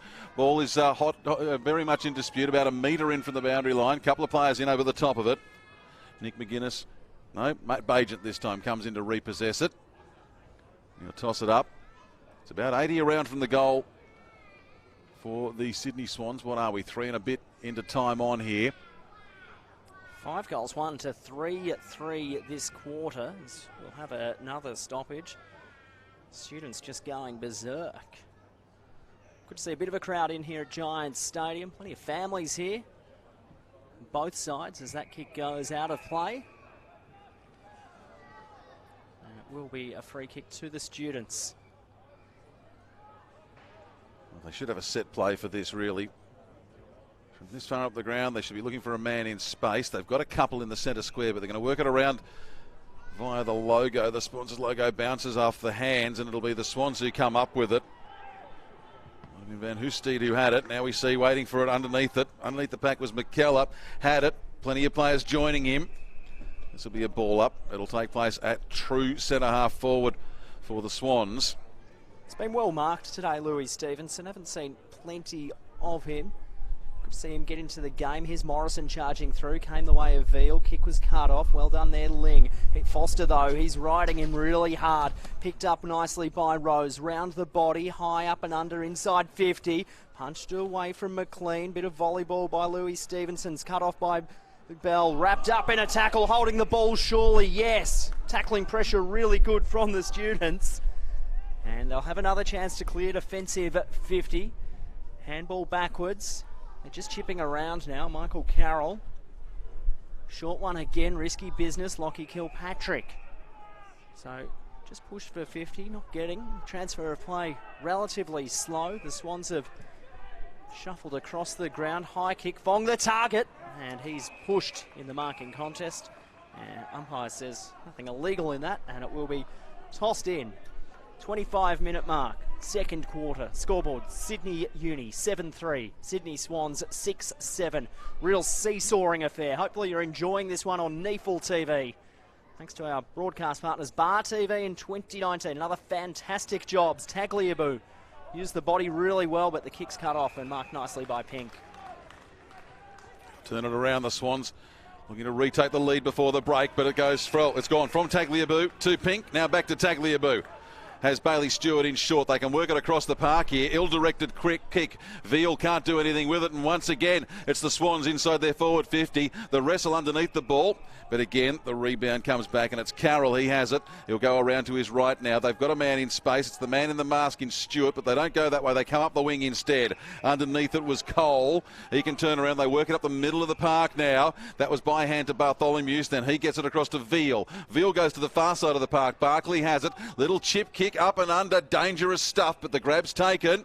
And that was Rogers. Rogers goes around the other side of the ground. There's Adam Goulden. This is what I was talking about. If they can get a man in space, and they've had 6 or 7 in a row there, it goes to Bartholomew's now. They're inside the forward 50. Marking contest. Davies flies, comes off the hands. He'll chase it up the field. No, he can't get there. Bailey Stewart in there as well, I think it was, for the students, but it's back up on the wing. Big slinging tackle. Ball's come free. We've got a whistle, and the whistle's back down. There's a bit of push and shove going on inside the forward 50 for the students, and I'm just waiting to see which way this is going to go. It's going to go the Swans' way, so it'll come a free kick back from where the ball was. Eddie Summerfield. So the students' discipline again just costing them. You just felt at the end of that string of play could have been a major. It'll be the Swans, though, going forward. Came off Tagliabue's hands. The students, they'll have a chance to restart across halfback. The kick goes over their heads. It's a bit of a slider, if you like. Davies, he'll just chip it over the top with the sand wedge. It'll bounce unkindly for the students, though. Max Geddes, short over the top, really nice. Kyle Martin has a look forward. McLean the target, out the back. Can he get to the front? On the second bite of the cherry, he's got it. He'll play quickly. Rose in space. Alert as always, and he'll be lining up for his third of this elimination final to give the Swans the lead back. Plenty of influence in the first quarter, Rose. We've seen him covering a lot of territory today. And now he's got himself back up inside the forward 50. Equal leading possession getter on the field and will be leading possession getter after this disposal. He's had 16 of them, 4 tackles as well, 2 inside 50s, 2 majors. They're in general play. This one, a set shot from Rose. How will it carry? It bends late. Ricocheting into the top of the goals post. One behind. Back to a 1-point margin. How can the students set up here? Bartholomew's provides a little bit of a dummy sort of lead. That's ignored. Reinhardt's got it. He'll equal up the ledger on top of the possession sheet as Ed Cole takes a strong mark. Just went the 15, Chris Coleman. Cole having to dive in underneath it too with 2 men hot on his hammer. Now he's got in short Stern. I think that may have been the option, but the kick was smothered. Rose took advantage of it and then took it out over the boundary line. 29 minutes ticks up on the clock. 1 point the difference. We should at half-time probably explain what happens if it's all tied up at the end of this one with it being so close. Ball back into play just outside the attacking 50 for the Swans. Tagliabue gets both hands to it, but it goes down to Wicks. Then comes off his hands. Chasing after it was McInerney. There's a call there for the Swans for a deliberate over the boundary line, but no dice, and the ball will come back in. We've made it about 3 metres further around from the previous throw in. So tossed in, Tagliabue, I'll give that one to him. Went through the legs of Bell. Sierakowski's smart. Bartholomew's had his head torn into Penrith. Umpire said no, he didn't. Let's toss it up. It's against Sam Naismith. Throwing away a couple of centimetres there between the two of them. As Naismith wins that one down pretty easily. Rose around the body, another inside 50 for him. Really smart marking stuff, as you'd expect from the former Students captain, Timmy Barton. Leads the club in the amount of games played in the NEAFL, does Barton. As that ball bounces around at half forward for the Swans. They're charging through. Students' pressure really good. They don't want to concede another one late in this quarter. They're just bopping and bubbling. McInerney involved. Bashed out the way of Ling. Charging through. His head's ripped off. Umpire says that's one each. Let's toss it up. Tell you, I was impressed by in that period of play was Darcy Cordell was just charging up. The ball was coming in from behind him, and he was just running full tilt, keeping his eye on the ball. There was a Swans player stopped in front of him. Didn't stop Cordell. He just treated his opponent like a speed bump. Now we've got Sydney Uni with the ball via Bartholomew as they go over the far side of the ground. Who's up forward for them? Davies is waiting. He's gone too far in. It'll be punched away from him. Coming in under there is Harry Morrison. Can't control the ball that goes out over the boundary line. About 60 around from their goal. What are we at? 31 minutes gone in this second quarter, and 1 point the difference. I should know better than to do this, but I'm going to take a stab. I reckon there's one scoring shot left in this quarter. I said that a couple of weeks ago, and then we got a 39-minute quarter down in Canberra, so we'll see what happens here. As in front was Stevenson. They can't control it. Ball's back into the pack there, trying to pull it away. Holding the ball. Ben Willis, and we've got a hold in the ball call. It's gone on the Swans player who had the ball, ran into the pack. And so the Students, they'll be looking for Davies up forward, but the mark's been cut off there by Rory Barkley. We've got two Barkleys out there today. Rory for the Swans, Sam for the Students. This time it's Rory, and he sends the Swans out of their own defensive area, looking for McLean. Couldn't grab it. Ball's taken by Ben Willis. He's tackled. Siren sounds, and it's 1 point the difference here at half-time at Giant Stadium with the Swans 6-8-44, the Students 7-3-45. And while we could recap, I think at this point with it being so close, and while there's not a lot, well, in fact, while there's nothing else going on, let's talk about what happens if it's all tied up at the end, because it's finals footy, you can't have a draw. There's no next week. So here's how it works. If there is a drawn final, I'll read it exactly word for word. In the event of a tie in any finals match, including the competition grand final, a further 10 minutes plus time on shall be played. Now that's 2 5-minute halves. 2 5-minute periods if you prefer. The teams will change ends for the second period of that. In fact, they changed ends for the start of each half. So whoever's going to the left of screen in the fourth quarter would be going to the right of screen in the first period of extra time. Coaches may only address players at the start of the first period of extra time, and they're allowed a 6-minute break between full time and the start of extra time. Teams must change straight over after the first 5 minutes of extra time have elapsed. Now, the really important part is if it's all tied up at the end of that second 5-minute period, the siren doesn't sound. No siren. Play on until somebody scores. Was it a West Coast Collingwood elimination final we saw a few years ago that went deep into the golden score period? It was. It went to deep in the second period, and then Dane Swan kicked a goal to put Collingwood 16 points up, and my mate had the Pies by anything under 15. Oh, that's got to hurt. That's got to hurt. So that's how it'll all work. If it is all tied up, we bring that to you now because, as you'd be aware, there is 1 point the difference in this one at the half-time. Quick thoughts from you before we go to the break, Eddie? Well, it was an interesting quarter, wasn't it? You alluded to it. Sydney Uni, 5 goals, 1 to 3 goals for the Swans. Interestingly enough, their season has just been number beast. 3-4-22, 3-4-22 in each quarter. The Students, they took their chances. They've been really good around the ball. Ned Reinhard, leading possession getter for the Students. He's had 17. Bartholomew's the MVP. He's had 15 in a really impressive game for the Swans. Rose, he's had 18. Then McInerney, Wicks, Ling with 10 apiece. So at halftime, it's a 1 point game, Chris Coleman. What's going to happen in the second half? More of the same. More of the same. We're not going to know who's got up in this one until we're deep into time on in the fourth quarter. It's going to be an exciting afternoon. Great to have your company, and we'll take a short break to go and grab ourselves half an orange apiece. And the second half of Elimination Final number 2 from Giants Stadium, rather. Geo is the other one that I work at. From Giants Stadium, we'll have the second half for you shortly here on Bar TV.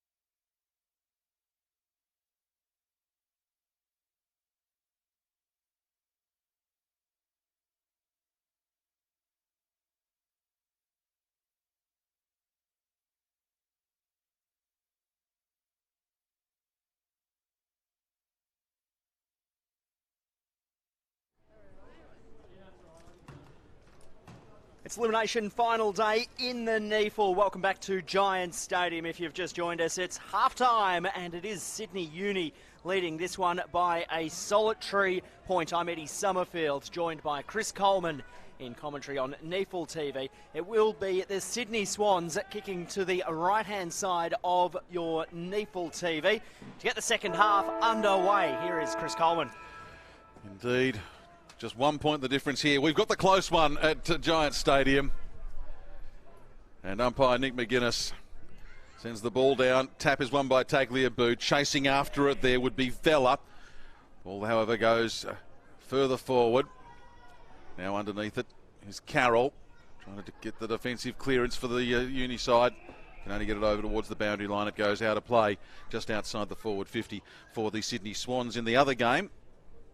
22 minutes gone in the second quarter there. And I'm going to take a stab that it's very windy up in Queensland. Aspley 4-9-33. The UWS Giants 2-7-19. So plenty of points, not so many majors up there. And that game will finish about half an hour behind this one. As you've seen, ball's back into play. And we'll get another toss-up. And once again, it's Nick McGuinness with the pill. Sends it up just inside the forward 50 for the Swans. Very important early stages of the quarter here as the ball goes to Martin. His kick sent away outside the 50 now. Chasing in underneath it. We've got in there. That would be McKellar. Dispossessed. Ball goes now towards the Students' favour.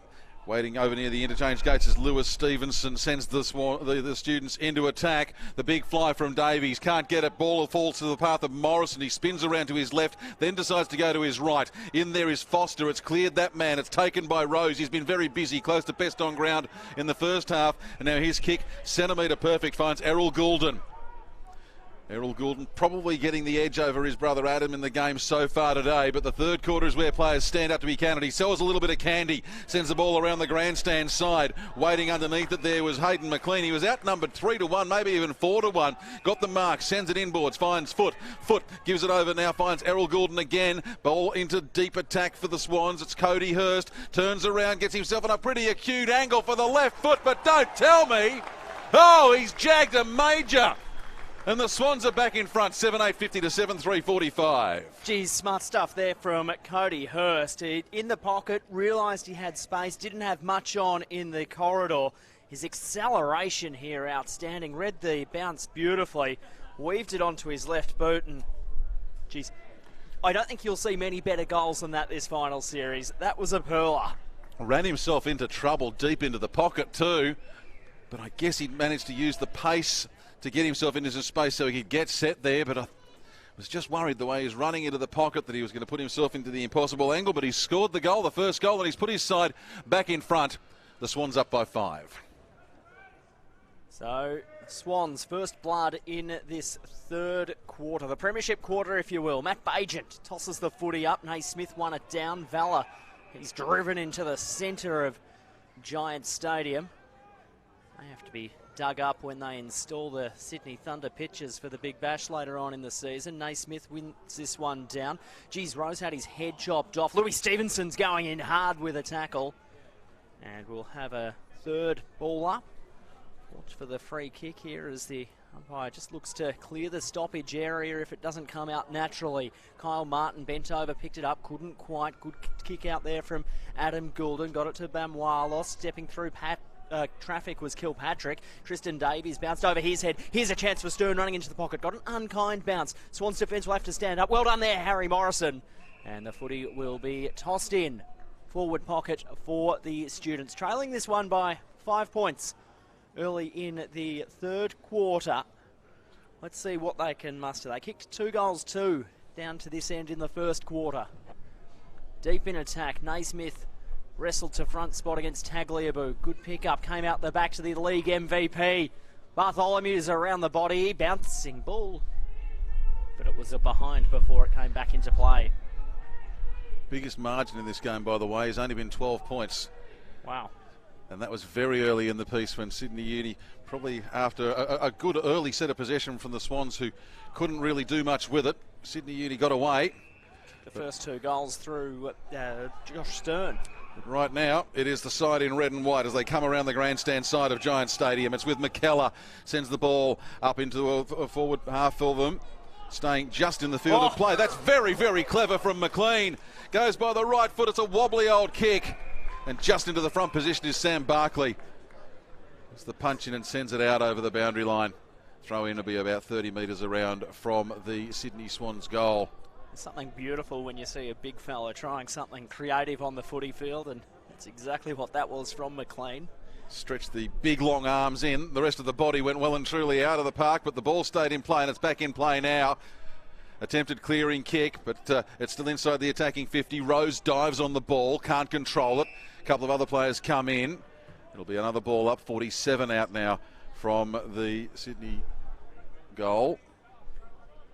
The ball back up in the air, tapped down this time, won by Noel, but a clearing kick comes from the Sydney University side. There's nobody home. The only person who can get onto that is Pink. He turns around, sends the Swans back into, well, some form of attack. Mark taken by Naismith. Naismith gets himself set now. The flood was on, the flood was off, the flood's back on. Everyone's going back up the... Well, actually, they're not. They've all come out to this wing. There's 30 players on this wing at the moment, and a mark now taken for the Sydney University side. I reckon there might be... Is that Hiscox down there? I reckon it might be. They turn the ball around. They come back around towards Davies. It clears him. Came off the hands of a Marty. Once again, they're back into attack. I like this. Plenty of play right in front of us. Ball now goes to Bell. Bell sends the Swans into attack. Waiting underneath it there was Martin. He lets it bounce once, a punch forward, and it goes just out of bounds.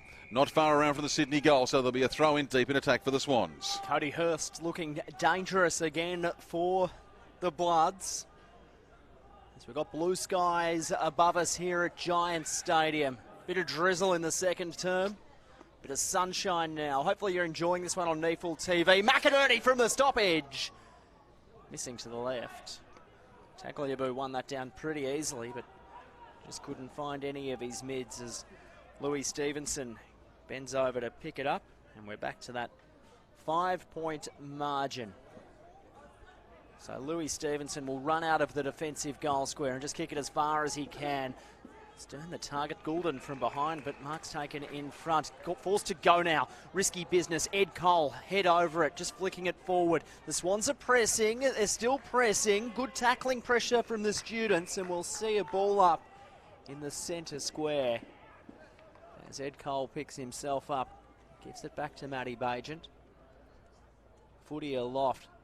There's Bell. He can be dangerous. Didn't have much of it in that first quarter as the Swans go inside 50 again. Ducking, weaving. Here's that man again. Flicking the handball across Bell. That was really nice to Foot. Foot lines them up. He's got two. And the Swans are out to an 11-point lead at Giant Stadium. And the crowd here love it. I reckon the crowd's grown during the course of this game too.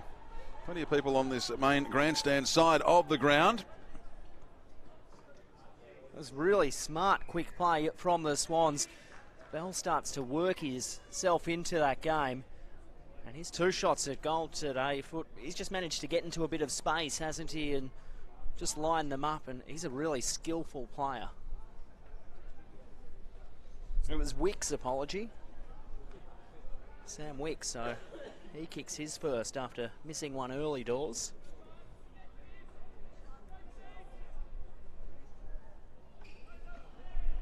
$11 points. The biggest lead that the Swans have had during the course of the day. And right now, Sydney University, well, they've answered every question of them so far. High distinctions for the students in the first two quarters, but it all comes to nothing if you can't get the pass at the end of year exams as the Sydney Uni side taken around through Stevenson. Now it comes down to Bartholomew's. His hand pass has been chopped off, barging through onto it. Oh, holding the ball. Yes, says the umpire. I was about to give that as a big barge through the pack, but the collaring came, and it was McInerney who was held, who had the pill held to him, and now Bartholomew's gets the free. They go up the middle of the park and give it to Stevenson. Stevenson in towards centre half forward. There's been a bit of push and shove. That'll be a free for a hold and a grab. Now this will be interesting. This will be right on his limit, I'd reckon. for Fong. He'll be kicking from 50. I say right on his limit because the wind is still very, very strong coming in from that part of the ground. It comes in from behind that grandstand and in from behind the scoreboard too. So they don't go for the goal. It's going to fall in short. And a good defensive mark taken. Is it Noel in there? He's got the grab. And they'll turn around and rebound the Sydney Swans. So players put their hands up to shadow the sun, which has popped through. Chance there for Van Hoosted. His handball is turned over. So the Swans, Lockie Kilpatrick through midfield. Here's Cox. The Glebe Greyhound just turns around, put it on his left boot. Beautiful looking kick. Just slowing things down, building. And Wallace looks forward. Davies provides a little bit of a lead. He got free from Pink. Goes that direction now. Davies on a long lead. Beautiful kick. Mark not paid. Ed Cole crumbing round the body to the hot spot. How will it bounce? Over the head of many. Fong lurking. Fong picking up. Spilled free from him. Swans handballing under pressure, but there's a free kick and it's going to go the way of the students. And this is just about a certain goal coming up for Sam Fong. Did the hard yards, read it beautifully. And he'll be coming back to kick his third of the elimination final. They need one more man to stand up in attack. Fong's doing plenty. There's been a smattering of other goals. Stern got the first two of the day. Hasn't really been sighted in attack since. They need someone to provide some additional support for this man. So Fong to bring it back to 5 points. Geez, that is a disappointing result. Oh, and Fong's put on his backside after he kicked it. Umpire said it was okay. 10-point ball game here at Giant Stadium. It is the advantage of the Swans. Ball back into play. They go for the long clearing kick. Look at that. That's gone 70 on the fly, I reckon. And the big fly comes from Ban Wallace. He stretches both his arms up, takes the grab, kick into the middle. Not ideal, but it's sent back into the forward 50 for the students again. And flying into the front of the pack was Morrison. He's got the grab. Held onto enough of it on the way to the ground. Plenty of contact on the way down. Free kick actually going the way of Tristan Davies. Oh, there we go. He was held in the contest. Geez, lots of push and shove out there. We saw the emergency umpire just popping out before saying, boys, cool it. Do you reckon Morrison will be disappointed, or do you reckon he'll be saying, well, Davies is the hot shooter. As he comes in, he puts it across to the right, and rides back on the wing to the left, and it's through the middle. Davies finally gets a goal for the afternoon, and we're back to a single-digit margin. Down to 4 points the difference. The Swans 57, the Students 53. The pressure there from the students really good across half forward for them. The big kick out of defence. We saw Van Wallace really stand up in that marking contest. They came back through midfield, which I really like. Louis Stevenson, he's a big booming kick. Had a look forward, kicked it to the contest, and that is danger time if you're a Swans defender. And you're going to give away a free kick a lot of the time, or the opposition's going to mark, and that's exactly what happened nearly on both counts. And Davies will be glad just to settle himself in this elimination final. Couple of opportunities at goal, and now he's got one. What are his stats for the year? Goal kicking wise, he's kicked 40 goals now, 22. Third on the goal kicking in the league behind Matt Hanelman and Jono Freeman. And who else would provide him with the support? It's been Stern and Morrison largely, haven't they? They were both north of 30. 110 goals between the three of them. Yeah, so they really need all three of them to contribute today, and at the moment it's just the 4 goals between the three of them. They probably need to have 6 or 7 between those 3 players come full time to win this one. Ball's back in the middle of the ground. We've had a bit of push and shove, and we've got a player down in there. Is it... It's the MVP. It's the MVP, Bartholomew's. He's down. He's back up now. He's okay, but the ball's going to go down, I think, 50 metres into the Sydney Uni attacking territory, and that might just put them, depending on how Bartholomew's feels here, it might just put him into goal-scoring range as well. Well, we know he's a dead-eye Dick in front of goal. 12 goals, 3 for the season coming into today's game. Kicked 1 already. That was in general play, not a set shot. So, James Bell's just told, mate, you've got to keep going. You've got to keep going. It's a big 50. Huge 50. It's a huge 50. From the centre circle to the man on the mark is about 65 by my eye. I'll be buying real estate off Matt Bagent, I tell you what, Chris Coleman. Yeah, well, we'll get him down to Canberra where there's plenty of land opening up at the moment. Here comes Bartholomew's. He's directly in front. He'll kick from 45. Low trajectory kick, trying to keep it under the breeze. It drifts across to the right and it stays there. Maybe needed to put a little bit more elevation on it so the wind could push it back.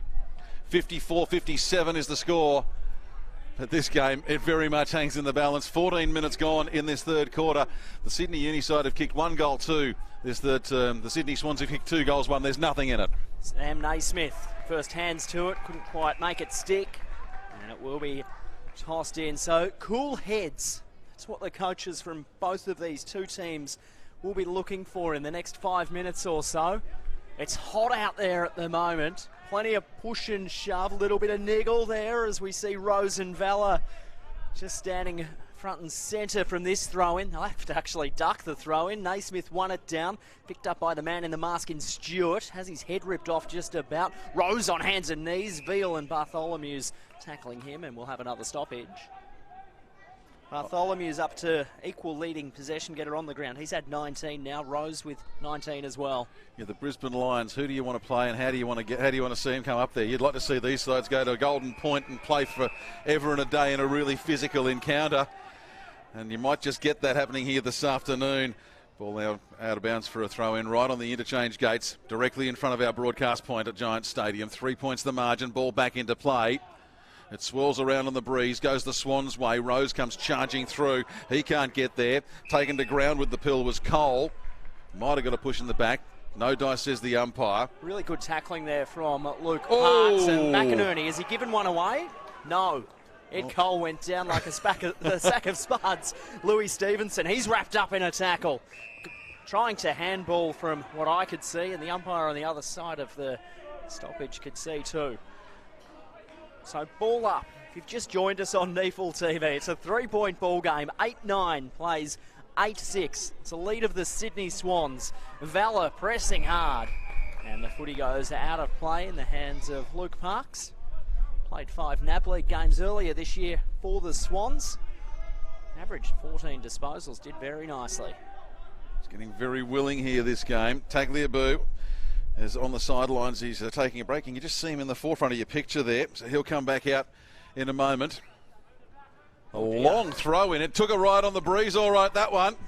And the Swans will come away with it once again. It's McInerney. Is that a throw in there? It is.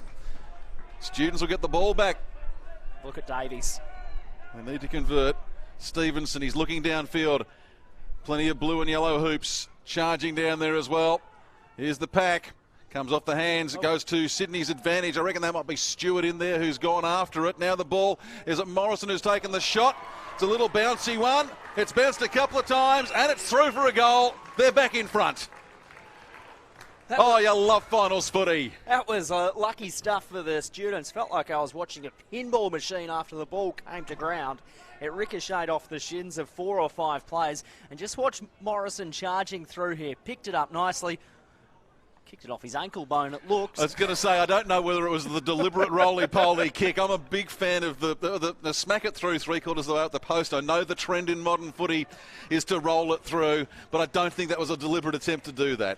Doesn't go on the highlight reel unless it bounces a couple of times. Chris Morrison aware of that. And asked Morrison after the game, he said, no, absolutely intended to do that. It's exactly what I planned. So Tagliabue, as you alluded to at a previous stoppage, he's back out there doing the rucking for the students. 2 goals 3 this quarter, plays 2 goals 1, and it is the students up as it came out to Wicks inside 50 for the Swans. Got a goal early. McLean underneath it, got it, reeled it in. Good use of the body against Ned Reinhard, and he should go back and give the Swans the lead back. I reckon this will be the 6th lead change of the game. I've got a feeling you're right. We'll just go to the R&D team to verify that claim. As McLean, couple of shots at goal today, but he's just managed the one major. All of them coming from a pocket. This drop punt goes through the middle, and the Swans, Chris Coleman, are back in front. Well, we keep saying it. You're a game man if you can pick who's going to win this one. McLean gets his 2nd major for the afternoon. And yeah, I think that is indeed the 6th lead change. Every time I go to check it, the screen refreshes on me. So we'll just take another look at how he's going with this from the set shot. Easy one. Never a problem. And they're back in front. 9-9-63, the Sydney Swans. The Sydney University students, 9-6-60. 19 gone in this third quarter. And how do you try and pick the premiership quarter contender out of that? You've got one side's kicked 3-1, the other's kicked 2-3. There's nothing between them. We are set for a grandstand finish here at Homebush in the inner west of Sydney. And we'll get a recalled ball up in the middle, as that one's taken the left turn at Albuquerque. Sam Nipris with the pill.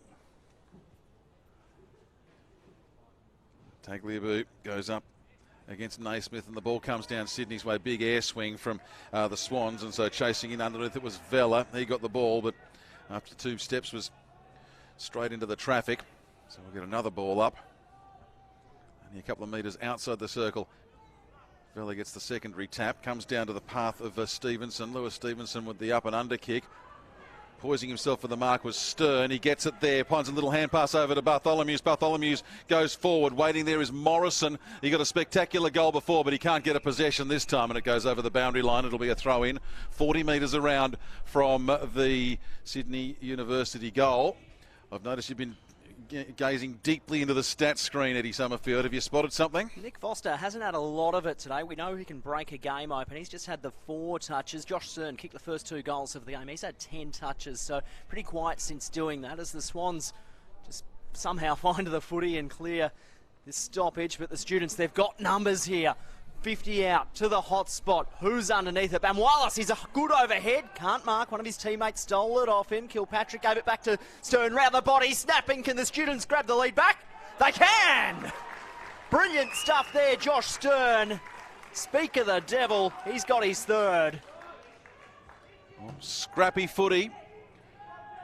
Some pretty tough contested possessions in amongst it, and some stuff that probably won't ever show up on any stat sheet, but there's a very happy man, Josh Stern. We haven't seen a lot of him in the second quarter. I said earlier, Eddie, that we'd need to see 6 or 7 goals from the triumvirate of Morrison, Stern and Davies. Sounds like a law firm, doesn't it?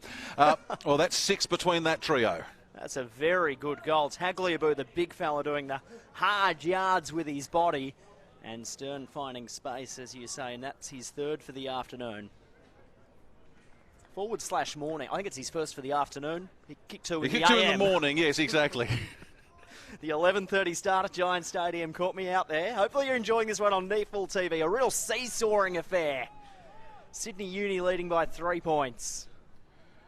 And the Sydney Uni side, they've got a couple of their quicker men just taking a rest at the moment. They've got Bailey Stewart and Sam Fong down on the boundary line, getting a bit of advice from the coach, sucking in some air.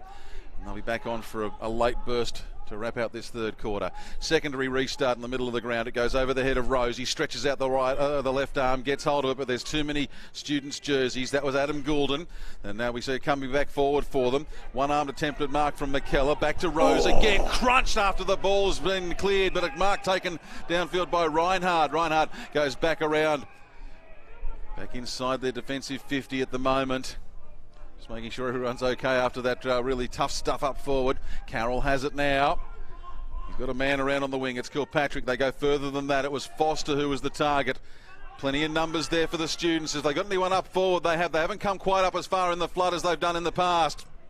Trying to keep the ball in play via Cole. He goes for the long hand pass, gets it across to Tagliabue. Tagliabue then finds Stewart. Stewart by foot. It rolls along the ground, but too much speed in the Swans' defence there. Reckon that might have been Geddes who got to it first, and he goes to ground 40 out from the goal. Geez, Ed Cole then very classy around this boundary line. Just had the poise to weigh up the situation. Had a look towards the corridor, which would pull the coach's hairs out, but he hit the targets well. Here's Tagliabue, got it to Louis Stevenson. A weird underground kick. Louis Stevenson does his own crumbing and goes and kicks a goal! Oh, goal of the day. Louis Stevenson take a bow off hands. His first kick was, let's be honest, ordinary at best. So he went back for a second effort and drilled the best goal that we'll see today. Still trying to work out how he managed to recover from that. As you see the ball that comes to him, the kick, it's almost a Shane Warne leggy, and it comes back, and he manages to get it after the forward defensive shot and just bangs it through for the major. Out to a handy 9-point lead. And they're looking really good today, Sydney Uni. They're certainly on.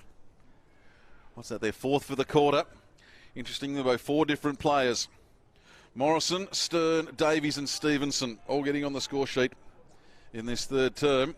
For the Swans, it's been the 3 goals. And again, Three different players for them, McLean, Wicks and Hurst.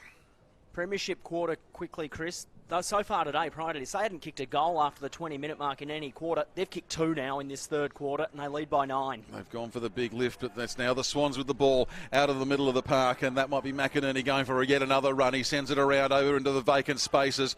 This will be a hot contest for the ball. Could have been a push in the back. Umpire says no. The students will rebound again. They come around the main grandstand side, going in at that. Is a push in the back. Rory Barkley. Well, the umpire says no. Taken by Banwellos. Banwellos gives the 1-2. Gets the ball back. He gets another 1-2. He gets another ball back. He gets it to his knees. He goes for the short pass. And then it's Geddes who takes it for the Swans. They'll rebound. They look for one of their talisman. That's Rose. He's got it. Goes for the short hand pass. They need to make sure they don't lose the ball here. They don't. They give it there via Rossman. Rossman's kick is just touched over the boundary line by Barkley. I reckon if he'd left it alone, would have been a free kick to the students. Or if he didn't fumble the mark, I feel like it may have just been paid the mark. He just fumbled it after he got over the boundary line. So the Swans a chance to create something from half forward. Tagliabue in front spot, did well. McLean was good on the second effort. Students hack a ball forward. Pink went over his head. Foster came charging through, picked up by Ling. Geez, I've loved his game again today. Bit of a Dusty Martin, don't argue, as he bashes the ball to half forward. Students with numbers though. Foster from behind. Ling tough as nails. Foster second, third, fourth effort. Tackle was good. Umpire circles. Give it to me. Ling picks himself up, then comes in and gets his head. McLean comes in, a bit of push and shove on Fong. And the umpire says, no, guys, chill. That exchange between Foster and Ling, that's the highlight of the day so far. Ball back down in the middle of the ground, and it comes down to Bartholomew's. He certainly stood up to be counted lately, puts his side deep into attack. Oh, he's had to hold firm there as Pink, and he does so. Takes the grab over Davies. That's no mean feat. They turn it around over the far side of the ground, this one. So they're down by 9. 26 gone in the third quarter. Do they go straight up the middle? They do. They'll find Foot. Now Foot, he's got Van Husted not too far away on this side. Instead, goes maybe back a little bit to Errol Goulden.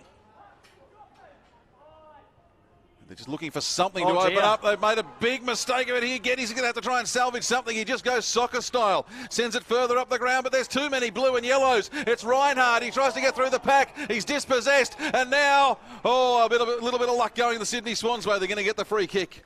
It was well earned. He got a bit lucky there as the free kick's earned by Hamish Allen. Goes out wide. The Swans, they want to go quickly, and they need to as well. Went over the head. Barton's pressure was really good. Handball came back the way of Allen inside 50. What can they do here? Fell. Good use of the body. The big fella Tagliabue came charging through. McLean couldn't find his boot when he had the ball. Came back the way of McLean. Second time bouncing, missing. Back to 8 points here at Giant Stadium. You want to watch that bit of footage again and have a look at Jake Bartholomew. Not only did he spoil once, he spoiled twice in there, and both times it was the man taking the shot on goal. It was McLean who came undone. Bartholomew's showing exactly why he warranted the MVP in there, because he didn't stop. He knew that the first attempt, he'd spoiled him, but not long enough, and to actually stop and spoil the goal, very well done by the man, and you can see why he got the MVP. And now the students, they're on the fast break again. They go around the far side of the ground. Flooding down forward, waiting for it is Morrison. Will the kick go to him or will it go to Davies? It's Morrison. He just sets himself in front. Josh Stern then, he's lifted in this third quarter. A couple of running bounces across that half-back flank. Got it to half forward, and that kick up, as you mentioned, Chris Coleman. Harry Morrison, it was just a dinky-dire lead. The ball had to be kicked right on target, and it was. This will be coast-to-coast stuff here for the students. If they can score a goal here, they'll go to a game high lead. Oh, won't put any more pressure on Morrison. He's gone for the check side kick. It curls around. It's just offline. So they'll have a 9-point buffer. 29 minutes gone. The students go to 11-7-73. The Swans 9-10-64. 9 points the margin. Deep into the extra time in this third quarter, and the Swans, they might have to start going for just a little bit of a slightly longer game. They do this time, and the fly comes from Rose, and he takes the grab. Right place, right time. He's come to play today. His 24th touch goes to half forward. It went over the head of Hurst. He kicked a good goal this quarter. couldn't quite run onto this one as he gives Rose the thumbs up, saying, yeah, thank you very much for that. Not quite enough space in this flank for me to work with, but it's okay. That grab by Rose, outstanding. Tossed in again. Naismith to front spot, picked up nicely by Bailey Stewart. He's had a good third term as well. McInerney, tackling pressure, really good. Tackles today, 62-47 the way of the Swans. Valor and Rose, that's been a fun matchup to watch. Picked up by Veal, came back to Stewart. Stewart inboard, risky business. His foot's dangerous in this situation. Shrugs a tackle just, overcooked the handball. Picked up by the man with experience, Barton. Back to Hiscox, risky kick.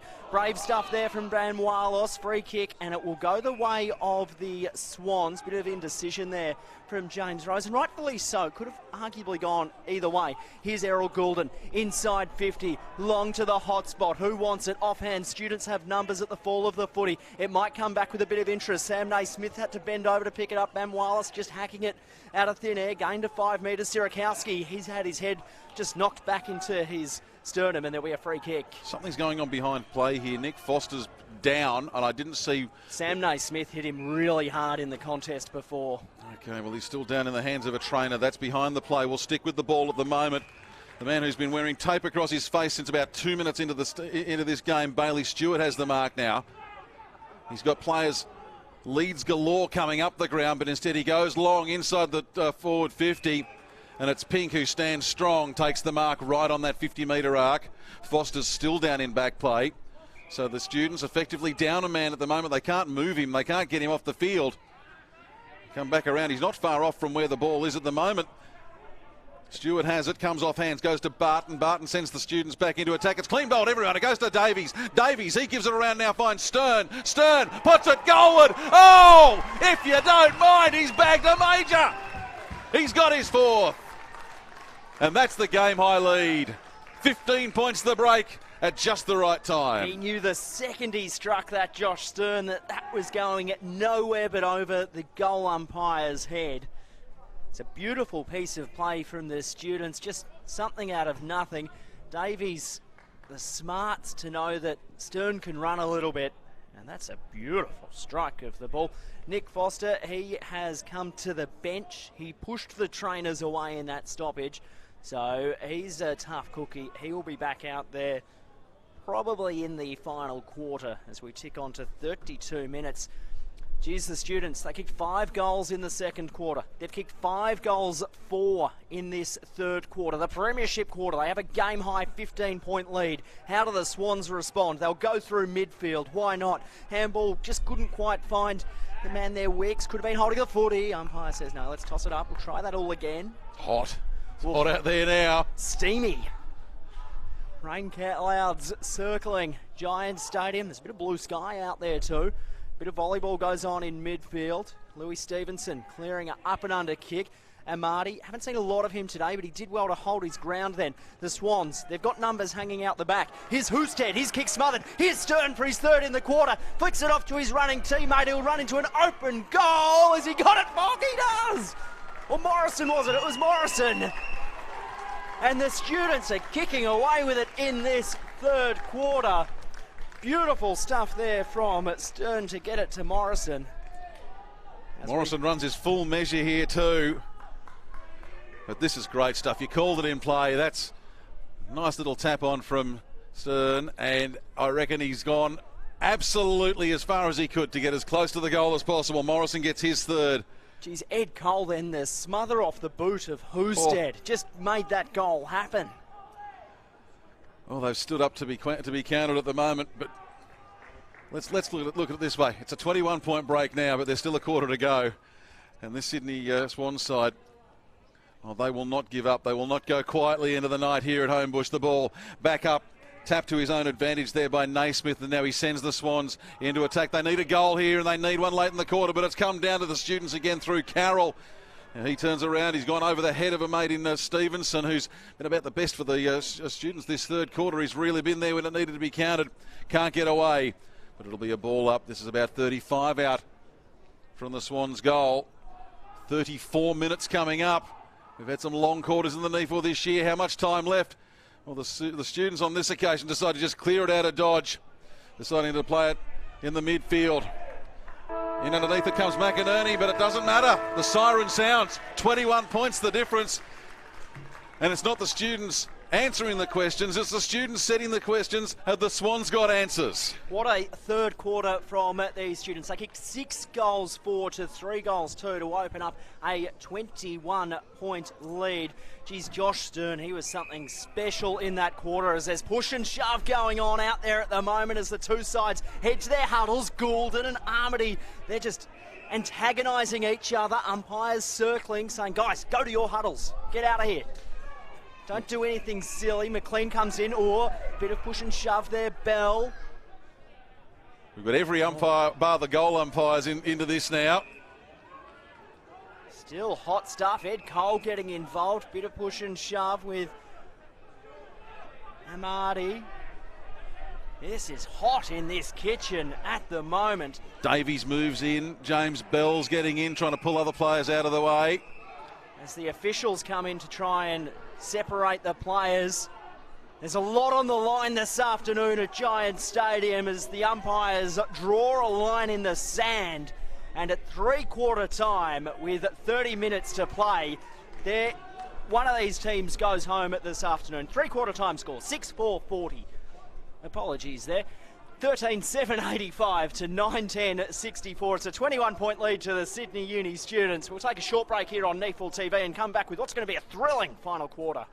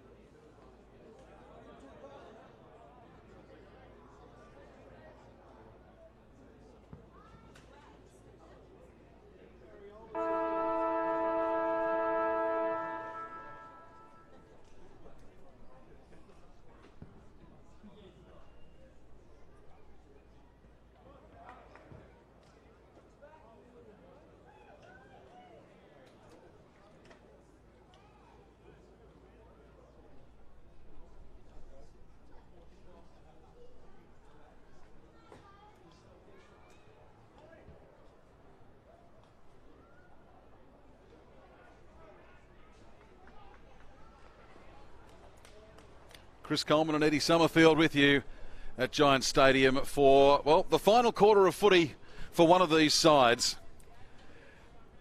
And at the moment you would say that the Sydney University students sit in the box seat. They lead by 21 over the Sydney Swans. Eddie, how do you see it going? It's interesting going into the three-quarter time huddles. We saw a bit of a dust-up, bit of push and shove going. Tom Morrison, the students' coach, brought them all in together. Said, guys, we're a quarter away from advancing to play the Lions for a spot in the grand final. The Swans, on the other hand, they went to separate huddles as you do, midfield, forwards, backs, before coming all in. So this last quarter, geez, first 10 minutes of this are going to be massive. Fascinating. Yep. The Swans can snare a couple, bit of doubt enters the students' minds. If the students can snare a couple, the Swans players might go, well, our AFL guys are off, why don't we take it off as well? I think the Sydney University side, they need 2 goals, and I think they need one of those to be in the first 3 goals kicked this quarter to be safe. So in the middle, students to the right-hand side of your NEAFL TV. Louis Stevenson wrapped up, and we'll just restart that all again. He lifted in that third quarter, Louis. Tagliabue and Hayden McLean doing battle. Bell the battering ram at ground level. Could have been a touch high, umpire blindsided, and we'll toss it up. Slow start, bit of an anticlimax if you will. Here's Rose, been one of the best today. His kick was partially smothered. McLean was good. Bartholomew's tackle pressure good. Rose was there again. Vella though got it to half forward. Charging through Van Wallace. He's driven into the turf here at Giant Stadium. And we'll have the footy tossed up. Interesting to see which side settles first, Chris, after that dust up at three-quarter time. The first goal to the Sydney Uni here, and it'll really make it interesting, and they might just get it here as the ball goes down to Foster. He goes for the hand pass. He had a couple of options. He's given it to Morrison. He punches both hands to the air. Are they home? Or have the Swans got a couple left in their chamber? Morrison goes to number 4 for the day. The lead's out to 27 points. They are charging. How's Morrison in so much space inside forward 50 after a stoppage? It's a question you'll be asking the Swans coaches. Right place, right time. He's kicked the last 2 goals of this game, funnily enough. 27 points, the lead. Speaking about the last goals, we had a look at the stats at three-quarter time, and the Sydney University students, they kicked 4 goals in time on in that third quarter. And they hadn't kicked a score in time on in their first half. So questions about their fitness, well, they've answered them and said, we're actually pretty fit. Handball came the way of Bell.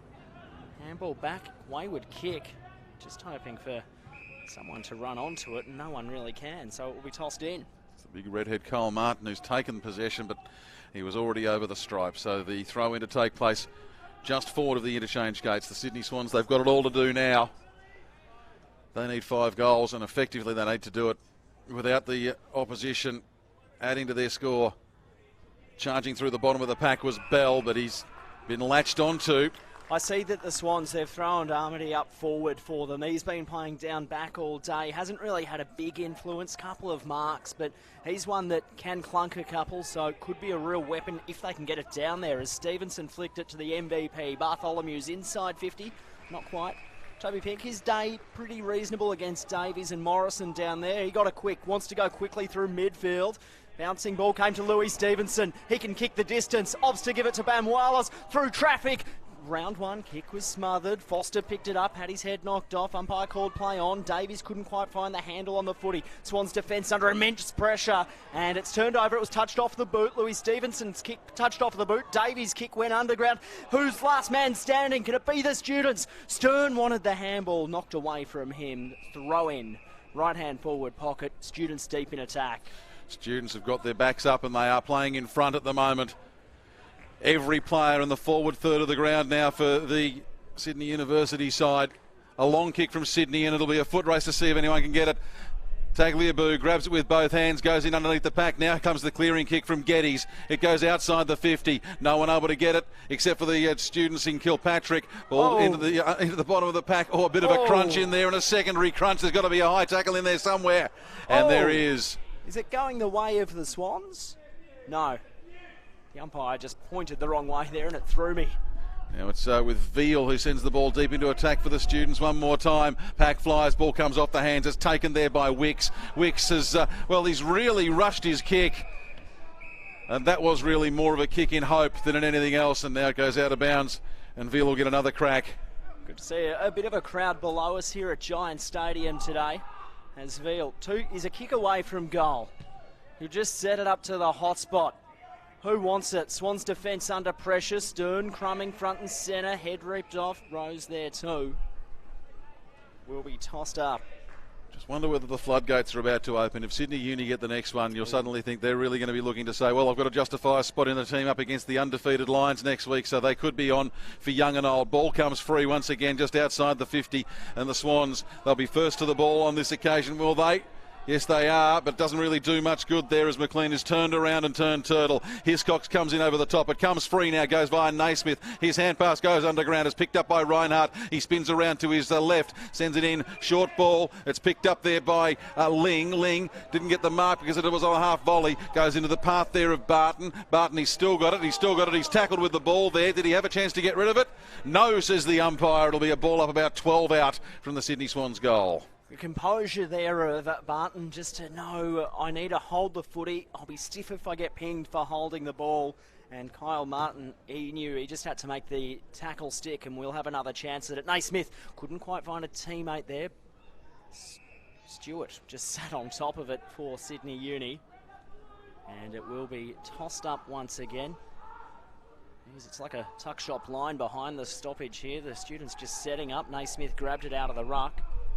So third ball upcoming here. Umpires do like to pluck something if it doesn't get going. Naismith's tapped at ground level. There's a bit of a push. Another stoppage coming. Chris Coleman, I'll give you a chance to clear it because I'm getting nowhere. Yeah, I haven't had much luck at this all across the course of the season, but we'll see if we can do it. Now's your time to lift, son. Can I get a goal here for the Swans? Well, the ball's back into the bottom of the pack. And it's back into the bottom of the pack for a second time. They're trying to break free. Big tackle's been laid. I reckon it's Kilpatrick who's gone in there. And the umpire's decided, no, another whistle, another ball up. Told you that'd happen, Eddie. But I'll stay with it. By degrees, we're making the way up the middle of the ground here. Tap down, maybe one by Ben Wellis of all people. But again, it's gone into the bottom of the pile. I've got a sneaky suspicion here that the Sydney Uni side are very happy to just tie this up here. Every second that ticks away makes it harder and harder for the Swans to catch hold of. Ball in hot dispute, smothered kick, and it's come away once again, this time through Sydney Uni, but it's going to be out on the full. So the restart will come. That photographer there might want to do us all a favour and get the ball back in. Toby Pink appreciative of that, didn't have to hop the fence himself. Too far out to score, but who's he got? Goes in towards, right at the top of the square. I thought he might have gone a little bit deeper. Van Wellis goes for the mark. Man in front, gets the paid, and he'll take it and turn it around, and we'll bring the ball back up. Geez, Naismith and McLean there, they just didn't really offer much of a lead, did they? The Swans players just pointed to the space in front of goal. No one opted to lead out to try and create something. As Pink and Davies fly for the footy, came to McInerney. McInerney saw Naismith standing all alone, the big fella around the body to give him a sniff. Oh yes, the Swans are back. And it's back to 21 points at Giant Stadium. Sam Naismith kicking a beautiful goal. His third of the year and his fourth game back from a ACL. And at the 8-minute mark of the final quarter, the Swans trail by 21 points. Well, every comeback begins with a single score, to try and sound a bit like Confucius. And Naismith gets that one. So what is it? 3.5 goals. That's the difference. 3.5 goals. There's plenty of time here. We did see the Swans bag on 6 scoring shots to nothing in time on in the first quarter. Or maybe it was 6 scoring shots to 1. I think it was 1 point in time on in the first quarter. So there's still plenty of time for them. But again, Sydney Uni can play some smart footy and shut things down for a few minutes. It'll really amp up the pressure. Ball back in the hands of Sam Nipris in the middle of the park. Comes in to bounce. And it eventually winds up rolling the Sydney Swans way. Can they get to in a minute? They're going to be deep in attack in a moment. Waiting underneath it was McLean. Plenty of blue and yellow defenders in there. And once again, the pack's formed over the top. We're going to see a lot of this. I think we're going to see plenty of congested footy over the next few minutes, Eddie. Tell you what, if you're a Sydney Students player and defender, you kind of don't want the stoppages just piling up here. You'd rather them up on the wing. Naismith and Tagliabue. Tagliabue won it down. Handball came the way of those Swans. Wicks around the body for 2 in a minute. Yeah, Singer's got it! It is stuck in somehow, Sam Wicks. And the Swans are back within 15 points here at Giants Stadium. 14-7 plays 11 goals at 10. And that was some really smart footy there from Sam Wicks. So we have a look on the NEAFL replay. Weaved around, knew where the goals were. Snapping goal umpire sold us a dummy, and it was a good goal. Went the extra step in there, Wicks. Went for the first, went double pumped with the ball. And had he not taken that extra step, I reckon it would have been speared off 15 rows back, 10 metres to the left of the uprights. But he got the chance to set himself and put it just inside the left post. How are you feeling if you're a Sydney Uni player right now, conceding 2 goals in a minute? You were thinking about Brisbane next week. No, I said it at three-quarter time. I reckon they needed 2 goals, one of those to be the first 3. Well, they've got 1, and one of those was the first 3, but they really do need 1 more. They've got a 2.5 goal break at the moment. Tackled with the ball there, I reckon that was Veal. It was. So we'll get another restart. We're still right in the middle of Giants Stadium. We're past the 10-minute mark in the final term. About 20 to go for one of these sides in NEAFL 2019. Ball grabbed off the restart, straight back to the turf, and we'll get yet another bounce or another ball up. So, Armady doing the ruck. There's the goal kicker, Wicks. Somehow got a kick out of that. The MVP, Bartholomew's, is pushed in the back, and he'll get a free kick. So the students here lead by 15 points.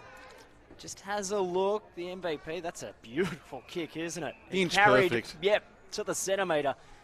They'll go inside 50 again. Davies off a long lead. Flies. Couldn't quite bring this one down, though they've got numbers front and centre, but McInerney was there too. Flicks the handball out wide. Long kick coming to the broadcast side. Back with the flight, Cordell. Couldn't quite mark. Naismith was brave. He took them on, the big fella, Naismith. Around the body to half forward. Hurst lurking. So was Sam Thorne. The Glebe Greyhound, Hiscox laying the tackle. The ball fumbled the way of the students.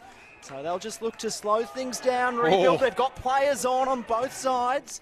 And it eventually comes the way of Harry Morrison. It was only just 15. That was the reason for the stop-start. Morrison has it. He'll take his time. Very cool head under pressure. Works it around the boundary line, up in towards the attacking 50. Here we go. Plenty of blue and yellow there, but it comes out through the red and white with McInerney. He sets forth like an Olympic sprinter, appropriately enough for this part of the world. Now it's into the path of McLean. He's got plenty of time. He can wheel around to his right. He's probably gone too far into the pocket to score. It'll bounce once, it'll bounce twice, and the defence from the Sydney Uni side stands strong. Carroll, he's had a great day in the back line for them, the man in charge of it. Now they go around the outside. There's Hiscox again. Had Bartholomew's on his own in the middle of the park. Still there on his own in the middle of the park, but he's taking his time. Knows that he can milk the clock just a little bit, and he does so. They go around the far side of the ground. That's a good grab taken there by Sirakowski. Hasn't had the most prolific of days, but what he's done has counted today. Now it's Davies the target. It comes off his hands. The Swans can rebound. 12.5 gone. Ball bounces up. It's picked up by Stevenson. Goes back inside Bartholomew's. Back to Stevenson. Goes to his left, goes to his right, goes to his left. Gets a kick away as he's slung off the ball, but it's a very ineffective kick. Swans have it. They come back now through Noel, and Noel sends the ball into their forward 50 once again. Waiting underneath it was Hurst. Oh, he's taken a good grab under pressure. Cordell was putting the pressure on him, but Cody Hurst hasn't kicked a lot of goals for the course of the season. Only half a dozen, plus 1 today. Geez, a calm just washes over Giants Stadium. Everyone takes their breath. This will bring it back to 9 points if he can split the middle, Chris Coleman. Well, he's on a very acute angle. He kicked 6-6 coming into today for the season. It starts out to the left and it stays there. It comes off hands. Doesn't come off hands. The mark's been taken, and I reckon it's Noel, the big fella, went up, tapped it to his own advantage and plucked it and grabbed it to his own chest, and he takes the shot on goal. It's a wobbly kick from 12 out, but it's through the middle, and we're back to a single-digit margin. 82-91. This one ain't done yet. Geez, the students, they kicked the first goal of this final quarter to take it out to a 27-point ball game. Since then, Naismith, Wicks, And now Noel. They've kicked the last 3 goals of this ball game, the Sydney Swans. 14 minutes gone, final quarter for one of these two teams today. There's no next week. Season over if you lose today. If you win, you've got a trip to Brisbane to take on the impossible. The undefeated Brisbane Lions. Yeah, or the improbable. What a great reward. Mind you, it keeps your season alive. I've just seen Adam Goulden and Tim Barton return to the Sydney Uni lineup. They've gone down to defence, so they're stiffening up their back line, but they need to score. They need one more goal, and they might just be home. But again, it's the Swans going into attack. Here's a chance for Rose charging through. Couldn't quite pick it up. Valor did nicely. Pressure was good. The MVP, Bartholomew's good. Had his head ripped off. Umpire circles and will throw it up. The Swans, they're playing their 18th final in the NEAFL today. They've been in 5 of the past 6 grand finals. Haven't won one. And they've got a 9-8 record in the finals. So they'll want to win today to just keep that as a bit of a positive.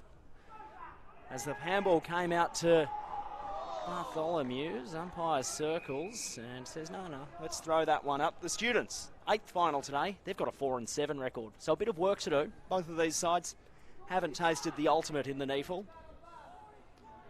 First time they've met at the pointy end of the season as well. So footy tossed up. Amadi did well. It was Rose who got a kick. Won't travel the 15. Bit of ruck work. Good tackling pressure from Bell. Valor lurking for the quick kick if the footy sprung out, and it doesn't. And umpire Sam Nipris will chuck it up on the half-forward flank for the Swans.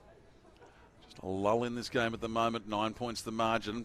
Tap probably better won by the Swans actually after the roving work was done in there. Errol Goulden was the man who got it away, but they send it back up the ground to the Sydney University students. That's a good grab taken in there. Once again, it's Parks.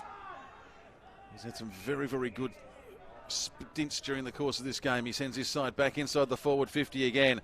Off the hands of the pack. It's the University side who have the ball. It was Barton who was dispossessed. It comes free in towards Cordell. He just runs back into the traffic again.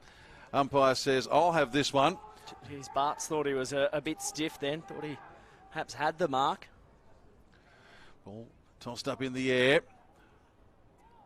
Still plenty of competition for it. It's with the Sydney Uni side, but we're not going to go terribly far. Tagliabue, I don't think he's terribly worried. He just held on to it and allowed himself to be grabbed simultaneously. We get another ball up again, 40 metres around. It comes down into the path of Wicks. The Sydney University side, they rebound. They send the ball up into the air. Is that a Marty who's gone up? It is. He's got the grab. He's too far out to score. But he'll put them back in towards the hot spot. The fly, all on his own was McLean. He's got one in the second, one in the third. He looks for a goal in the fourth quarter, which will make it a 3-point game, and you wouldn't bet against him. What's happened to Sydney Uni? They've gone to sleep. I think they're on the way to the airport. They need to turn that bus around and come back. So McLean, he's pretty good in front of goal, handy. He's learnt from his mistakes. His marking ability this game has been great. Took that mark virtually unopposed. And the goal umpire doesn't move, and we're back to a 3-point game. Well, we've been saying it all day. This game was going to be close. If you wrote that off as a possibility during the latter stages of the third quarter early in this one. They've kicked 4 goals straight, the Sydney Swans, since the 7.5-minute mark of this game. Beautiful kick by McLean as we have a look on the NEAFL replay screen. Harry Morrison kicks the first goal of this quarter. 1 minute mark, out to 27 points. Since then, one-way traffic. Haven't kicked 4 goals in a quarter all day. Now they've kicked 4 goals straight, the Sydney Swans. This is very much reminiscent of a game that the Swans played in Canberra last year. I think it was the first game against the Canberra Demons at their new home ground at Phillip, where the Swans kicked a bag in the last quarter. But right now, some result from Sydney Uni as Tagliabue gets the clearing kick. He's looking there for Foster. Foster can't get it, but Davies picks it up. Shorthand pass to Will Sierakowski. Sierakowski's kick, hand pass rather, cut off by McInerney. He's got time to turn around to his left. Umpire gets bumped, treated like a speed bump as Geddes has the ball. Now the Swans, they're going to flood up the field again. They've got plenty of numbers. That's Martin on the far side of the ground. I reckon he's put the ball. Oh, boy, he might get pinged. No, it's just enough for a throw-in to happen, about 80 around. But, Eddie, I'm going to look up that game from Canberra last year. Take the live play for a mo. So, McLean there, probably glad he didn't have to mark it The Swans as well. He can go back to the goal square. He's got Knowles set up in front of him. Back at this stoppage now. Ruckman do battle. And Marty arguably won it down. Came to the hands of Rose. High, up and under. Who wants to mark it? Noel will be third man up. Big people's fist came the way of Barton. Bit of volleyball goes on. It goes back inside 50 for the Swans. Could be on here. Standing up in defence. Really good stuff there, Darcy Cordell. And we'll have a stoppage. 40 out from the Swans goal mouth. Quickly, Chris Coleman. Yeah, August last year, the Swans had kicked 3 goals in the first 3 quarters against Canberra. Came out, kicked 6 in the last term. Canberra kicked 8 in the first 3 and were goalless in the final quarter. So they've got the fitness against the non-league affiliated sides, this Sydney Swans side. So, yeah, we've got a big one coming up. Bartholomew's the tackling pressure. Really good there. Really impressive. 88 tackles to 61 today. The Swans pressure game, it's been on point. Ball bubbles away at half forward for the Swans. And we'll have another throw up. It's McLean and Reinhardt standing in the goal square for the Swans if a kick comes out. Picked up quite nicely by Cody Hurst, wrapped around him. And as we tick on to time on in the final quarter of the elimination final, it's the Students leading by just 3 points. Well, might be a big umpire's call at some stage. We've seen a few of those late in games during the course of this season, as well as the Sydney Uni side. They try to get the ball clear. Target there was Stern. He can't get there. Grabbed by McKellar for the Swans. He goes towards the stripe and over. Out for a boundary throw in. The Students won't mind this. I reckon one more goal and they might just be okay, but gee, you wouldn't even bet on that right now. Probably wouldn't bet on it with your money, Eddie. The ball comes back into play. Tap goes the way of the Sydney University side, and Stevenson bursts through at speed. There's only one man up there, and it's Davies. Kicks too long. It's out of bounds on the full. Swans will get the ball back for free. Screaming for it is Thorne. Set play from this sort of position. Doesn't go the 15. They want to transfer play to the broadcast side, the Swans, as McKellar's got it. Has a look further afield and realises the Students' defence has stood up to the challenge. So a long kick goes out wide. Good stuff there from Noel. Couldn't quite mark his teammates, targeted by 3 Students, and it will be tossed up on the wing. It's tight. The Students have gone man on man. That's worked best for them through the course of the day. And if they can just keep playing in front, then they'll hang on. But boy, you wouldn't back against them here at the moment. Here comes McKinnon. He now goes for a bounce, goes for a second. Will he go for a third? He's almost gone too far. How far's he gone? The umpire says not far enough. The ball in towards the goal. Oh, it's an improbable goal. He's run a marathon and bagged a major. And they're back in front. They're back in front. They trailed by 27 points at the 7-minute mark. And they've kicked the last 5 goals of the game, Chris Coleman. McInerney ran a marathon, as you said, and he drilled the middle. He's kicked 3 for the season. He's not noted for his power in front of the sticks. There's one. There's the second bounce. He goes for the big long run, and he goes around the man with the desperate attempt to tackle. Takes the shot on the run from just inside 50. And thank you, mother, for the Rabbits. He's got it through. They're back in front by 3. And now the Students, they do need to score next. 5 goals to 1 this quarter. Quite incredibly, we haven't seen a behind kicked. 5 goals straight to 1 straight. Nothing like the pressure of sudden death footy. The cream rises to the top. The problem is we've got two different grades of cream here, and which one's going to come out on top? Ball down in the middle of the ground. The tap, it goes in towards the Sydney University half of the field, but the Swans are first to the fall of the ball. And now they're the ones who can turn the clock to their advantage. Sierakowski has it. Umpire comes in. That's Nick McGuinness. He'll ball it up once again. 23 minutes gone. Surely there's another twist and turn of this final. And Marty won it down. Sierakowski, good. Wallace charging through. All pinged to him. Umpire says no prior. Let's try that all again. Who's going to stand up for the Students? Louis Stevenson. He's had a great second half. Sierakowski quiet today. Veal been good. The MVP of the league's been thereabouts. But the best player on the ground, Rose, put it inside 50 for the Swans. Bounces over the back. Defensively, who stands up here? Barton charging through as he's tackled. And we're going to have a ball up. Swans at half forward, where seemingly since about the 3rd minute mark of this quarter, the footy has not left this half of the ground. Tagliabue won it down. Veal tackling hard. Another ball up just inside the Swans forward 50. Oh, it's tough. It's tough stuff here. Tagliabue tries to tap it over his own head, does so, comes off a couple of hands. Thorne tries to get it off the ground. Now it's soccer time as the ball goes into the path of Davies. He pushes his man away, picks the ball up. Who's he got ahead of him? Well, that'd be Stevenson. Stevenson, can he write a chapter in the story? Sends the ball into the forward territory. Running onto it is Morrison. He gets the hand pass. It's a pretty ordinary one. It's gone to Fong. He gets up. He gives it back to Morrison. And Morrison, he's put it through for a point from point blank range. Oh, one of the most reliable kicks in the league. And he's missed from next to nowhere. We're back to 2 points. Don't write off overtime just yet. The Swans, they return the ball to the field of play. But there's still plenty left in this one. And thought there may have been a free kick. Rory Barkley's just told, don't touch the man on the mark. So the Swans out of defence, leading this one by just 2 points. Big fly, McLean couldn't mark, threw it down in front. Swans are going to have to stand up here, but Barkley went back for the students, flicking the handball around. They've got to go quickly here, Sydney Uni. Footy out tight near the boundary line. Swans with numbers, really nice up and under kick.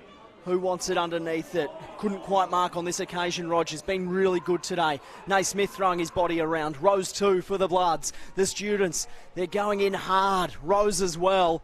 Tries to pick it up. He got a kick out somehow. Didn't work to his advantage. Banualos marks it half forward. Wanted to go quickly.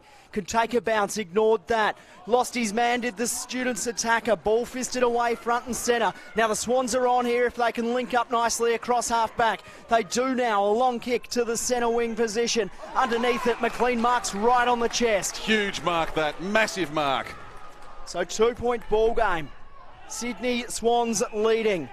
26 minutes gone. The man that put them in front has possession on the wing, McInerney. Managed his AFL debut earlier this season, and he stood up in a big final. Goes to half forward. Good mark out the back. The Swans crowd are lifting. And Hurst is charging towards the goal square. Naismith has kicked one in this last quarter. Hurst underneath it. It'll go the carry. Yes! Marked Cody Hurst in the goal square. And this will make it really hard for these students. Hurst will be pulled around on an angle. He won't care. He'll take every second that he's allowed. He's now trying to sneak back around to be more directly in front. He'll get told in a second. Nope, they're going to let him sneak around a little bit to the right. This will make it an 8 point game, and it'll also mean the Swans are the first to 100, and it's very hard to lose a game when you're first to 100. So Cody Hurst, they've kicked the last 5 goals of the game at the Sydney Swans. It is now 8 points the margin. They've kicked the last 6. They trailed by 27 points earlier this quarter, the Swans.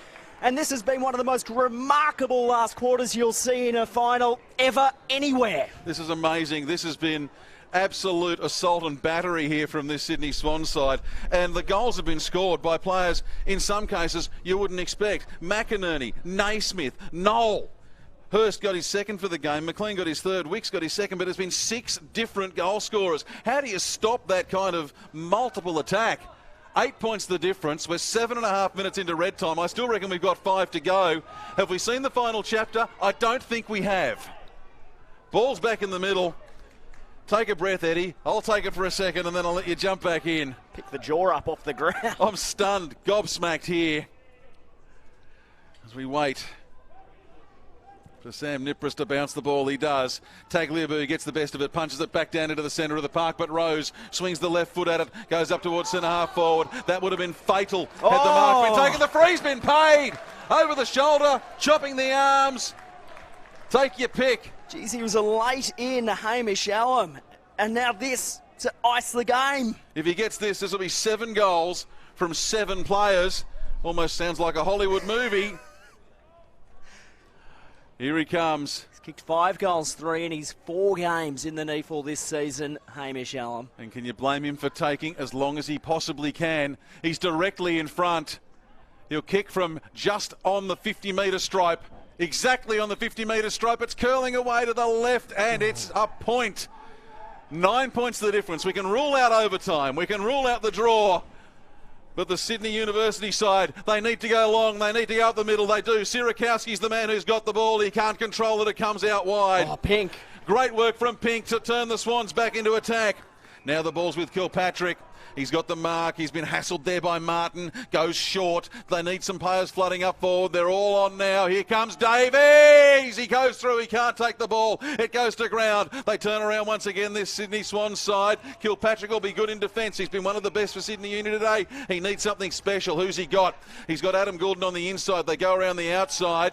Ball, it's a bold Barton. Now goes through the hands. Calling for it in the middle of the park was Bartholomew's, but instead they go into the forward 50. They need to go direct. It comes back once again to McInerney. I tell you what, he's been just about the difference between these two sides. Ball pops free just in time before the whistle blows. It bounces around. McInerney takes the ball, takes it over the line. Umpire will throw it back in. Geez, Stern's asking the question, how is that not holding the ball for McInerney? He got the ball in space, seemingly took a step and braced himself for the tackle. Umpire every right to say, play on, as the ball spilled free.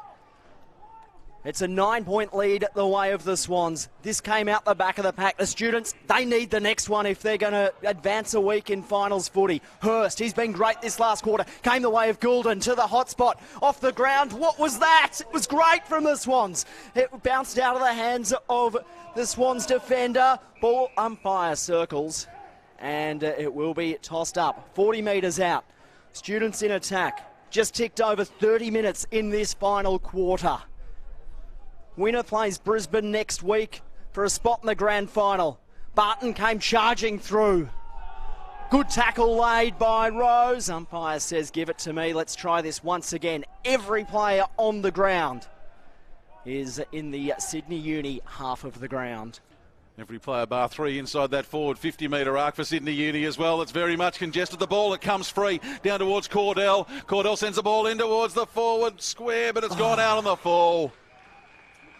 The Swans will get the ball back. They've got a 9-point margin still, 31 minutes left. We don't know how long there is to go. I'm just trying to mentally calculate it. We've had a few stoppages here. I wouldn't be surprised if we've got another 4 minutes yet. 7 goals kicked in the quarter. Swans bring the ball back in. They'll go around the outer side of the ground once again. Hugging the boundary line. There's 8 players in the pack, and flying in front of it is Sam Naismith, another man who stood tall for the Bloods in this final term. They can almost just go kick to kick and ice it out now here, this Sydney side. Calling for it. Several players. Hurst in the middle of the ground. There's the siren, so there you go. A surprisingly short final term. But it's all done. They've come from the clouds, have the Sydney Swans. What's the song say? Shake down the thunder from the skies. Well, they've done it here at Giant Stadium. They trailed by 27 points at the 7-minute mark of that quarter. And then 6 individual goal-kicking efforts got them back in front. Sam Naismith, Wicks, Knoll, McLean. McInerney ran from the CBD back to Homebush. Morrison ran into an open goal just about for the Students. Kicked it behind, 2-point ball game. Goes down the other end. Hurst marks on the goal line in the goal square. Puts them up by 8. And then to ice them, the late inclusion, Chris Coleman, Hamish Allen kicked the goal. That you will not see a better last quarter of a final. They trailed by 27 points and won. You'd be hard-pressed to see a better final. If that's just the taste of things to come in the NEAFL finals for 2019, we are in for an absolute treat over the next couple of weeks. Just looking at it, the Swans kicked 3 goals to 2 in the first quarter. They were then outscored in the second and third. The Sydney University side kicked 5 to 3 in the second, 6 to 3 in the third. But this Swans side, they've done it a number of times to a number of clubs over the past couple of years. They've just snuck out of the dark alleyway and mugged them in the final term, and they've done it again here today. And I tell you what, Brisbane, I think they'll be a little bit worried by what they've seen here, because this Sydney side, they've got some momentum now going into next week. We saw last week Swans played Brisbane. Swans led by about 5 goals midway through that second quarter. Then Brisbane, as they seemingly have done all year, just found they got out of first gear and went to second gear and just charged home pretty comprehensively in the end by 37 points.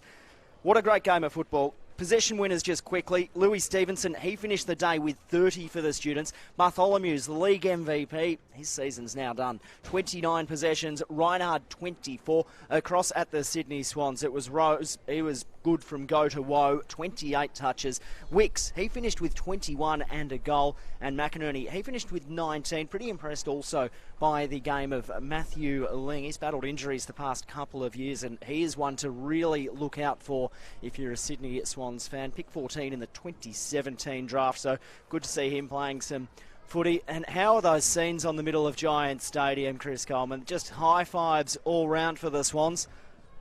They trailed by 27-1. I still don't believe it. I'm trying to work out how many lead changes we've seen here today. I lost count at 8, and I'm just backtracking now. We had 8 in by three-quarter time, and then the final lead change was at the 21-minute mark, 21 minutes and 44 seconds into the final term was when the lead changed for the ninth and final time. Just absolutely bizarre in there. The goal scorers for today, we should give credit where credit's due. The men who did the work for the Sydney Swans. Hayden McLean got 3. Cody Hurst and Sam Wicks had 2 apiece, as did James Rose. His 2 goals in the first quarter, it seems a year ago. Singles to Zach Foote, Justin McInerney, Sam Naismith, Michael Knoll, Sam Thorne and Max Geddes. For Sydney University, well, it was 4 goals to Harry Morrison, 4 goals to Joshua Stern, 1 to Tristan Davies, 1 to Lewis Stevenson, 1 to Nick Foster, 1 to Jake Bartholomew, and 2 to Sam Fong, all in vain, as the Sydney Swans make their way off the ground here at Giants Stadium in front of a number of their fans who've come out to cheer them on and cheer them on ahead of next week, where they'll be up against a pretty high-flying Brisbane Lions side. Let's not forget, too, the Brisbane Lions in the AFL as well. So, gee, there's going to be some momentum for that Brisbane club at both NEAFL and AFL level next week. Cannot wait for that. I can't wait to go and watch the highlights of this game. That was a fantastic game of finals footy. Led by 20 points at three-quarter time. Scored a goal in the first minute. You think, OK, students have done really well here. They've had the legs. They were really good in the red time of that third quarter. And then just something from nothing. Yeah, they needed one more. They needed what you said that at three-quarter time. If they'd gotten one more, the momentum, you just think it would have changed. But the Swans, they got the one goal. Who was it who got the first goal of that 6? That was it was the ruckman, Naismith, snapping from the pocket. And that was the start of the comeback. And you saw there, suddenly it was, hang on, we're not actually that far behind. This goal has closed the margin. So 21 points it was at that stage after he put it through. Yeah, and then Wicks came in 90 seconds later and got the second one. And then the roll was on. Yeah. Geez, we're nearly under 10 points. It was an incredible game of footy. If you're still watching, go and have a look at the Giants and Aspley game. That's on NEAFL TV at the moment, where Aspley, they look like they're going into the next week of finals as well. 7-14 plays 4-9. So fascinating day of football in the NEAFL Elimination finals. I love footy. You know, you never know what you're going to get. The one thing we did say at the start of the game was that we expected a close one. And, boy, this game has delivered in spades. Eddie, it's been great fun to do it alongside you. Chris, fantastic calling with you for the first time. Hopefully you've enjoyed this one on NEAFL TV. Thanks to the team at Bar TV putting us on air today. Leon and the crew, outstanding as always. Chris Coleman, outstanding. The write-up on this one will be on NEAFL.com, and the highlights through the week of this one, that will get you through until next summer, like next season. That was amazing. I'm Eddie Summerfield, signing off from Giant Stadium. It's Sydney going through to the second week of the finals after a 9-point win over the Students.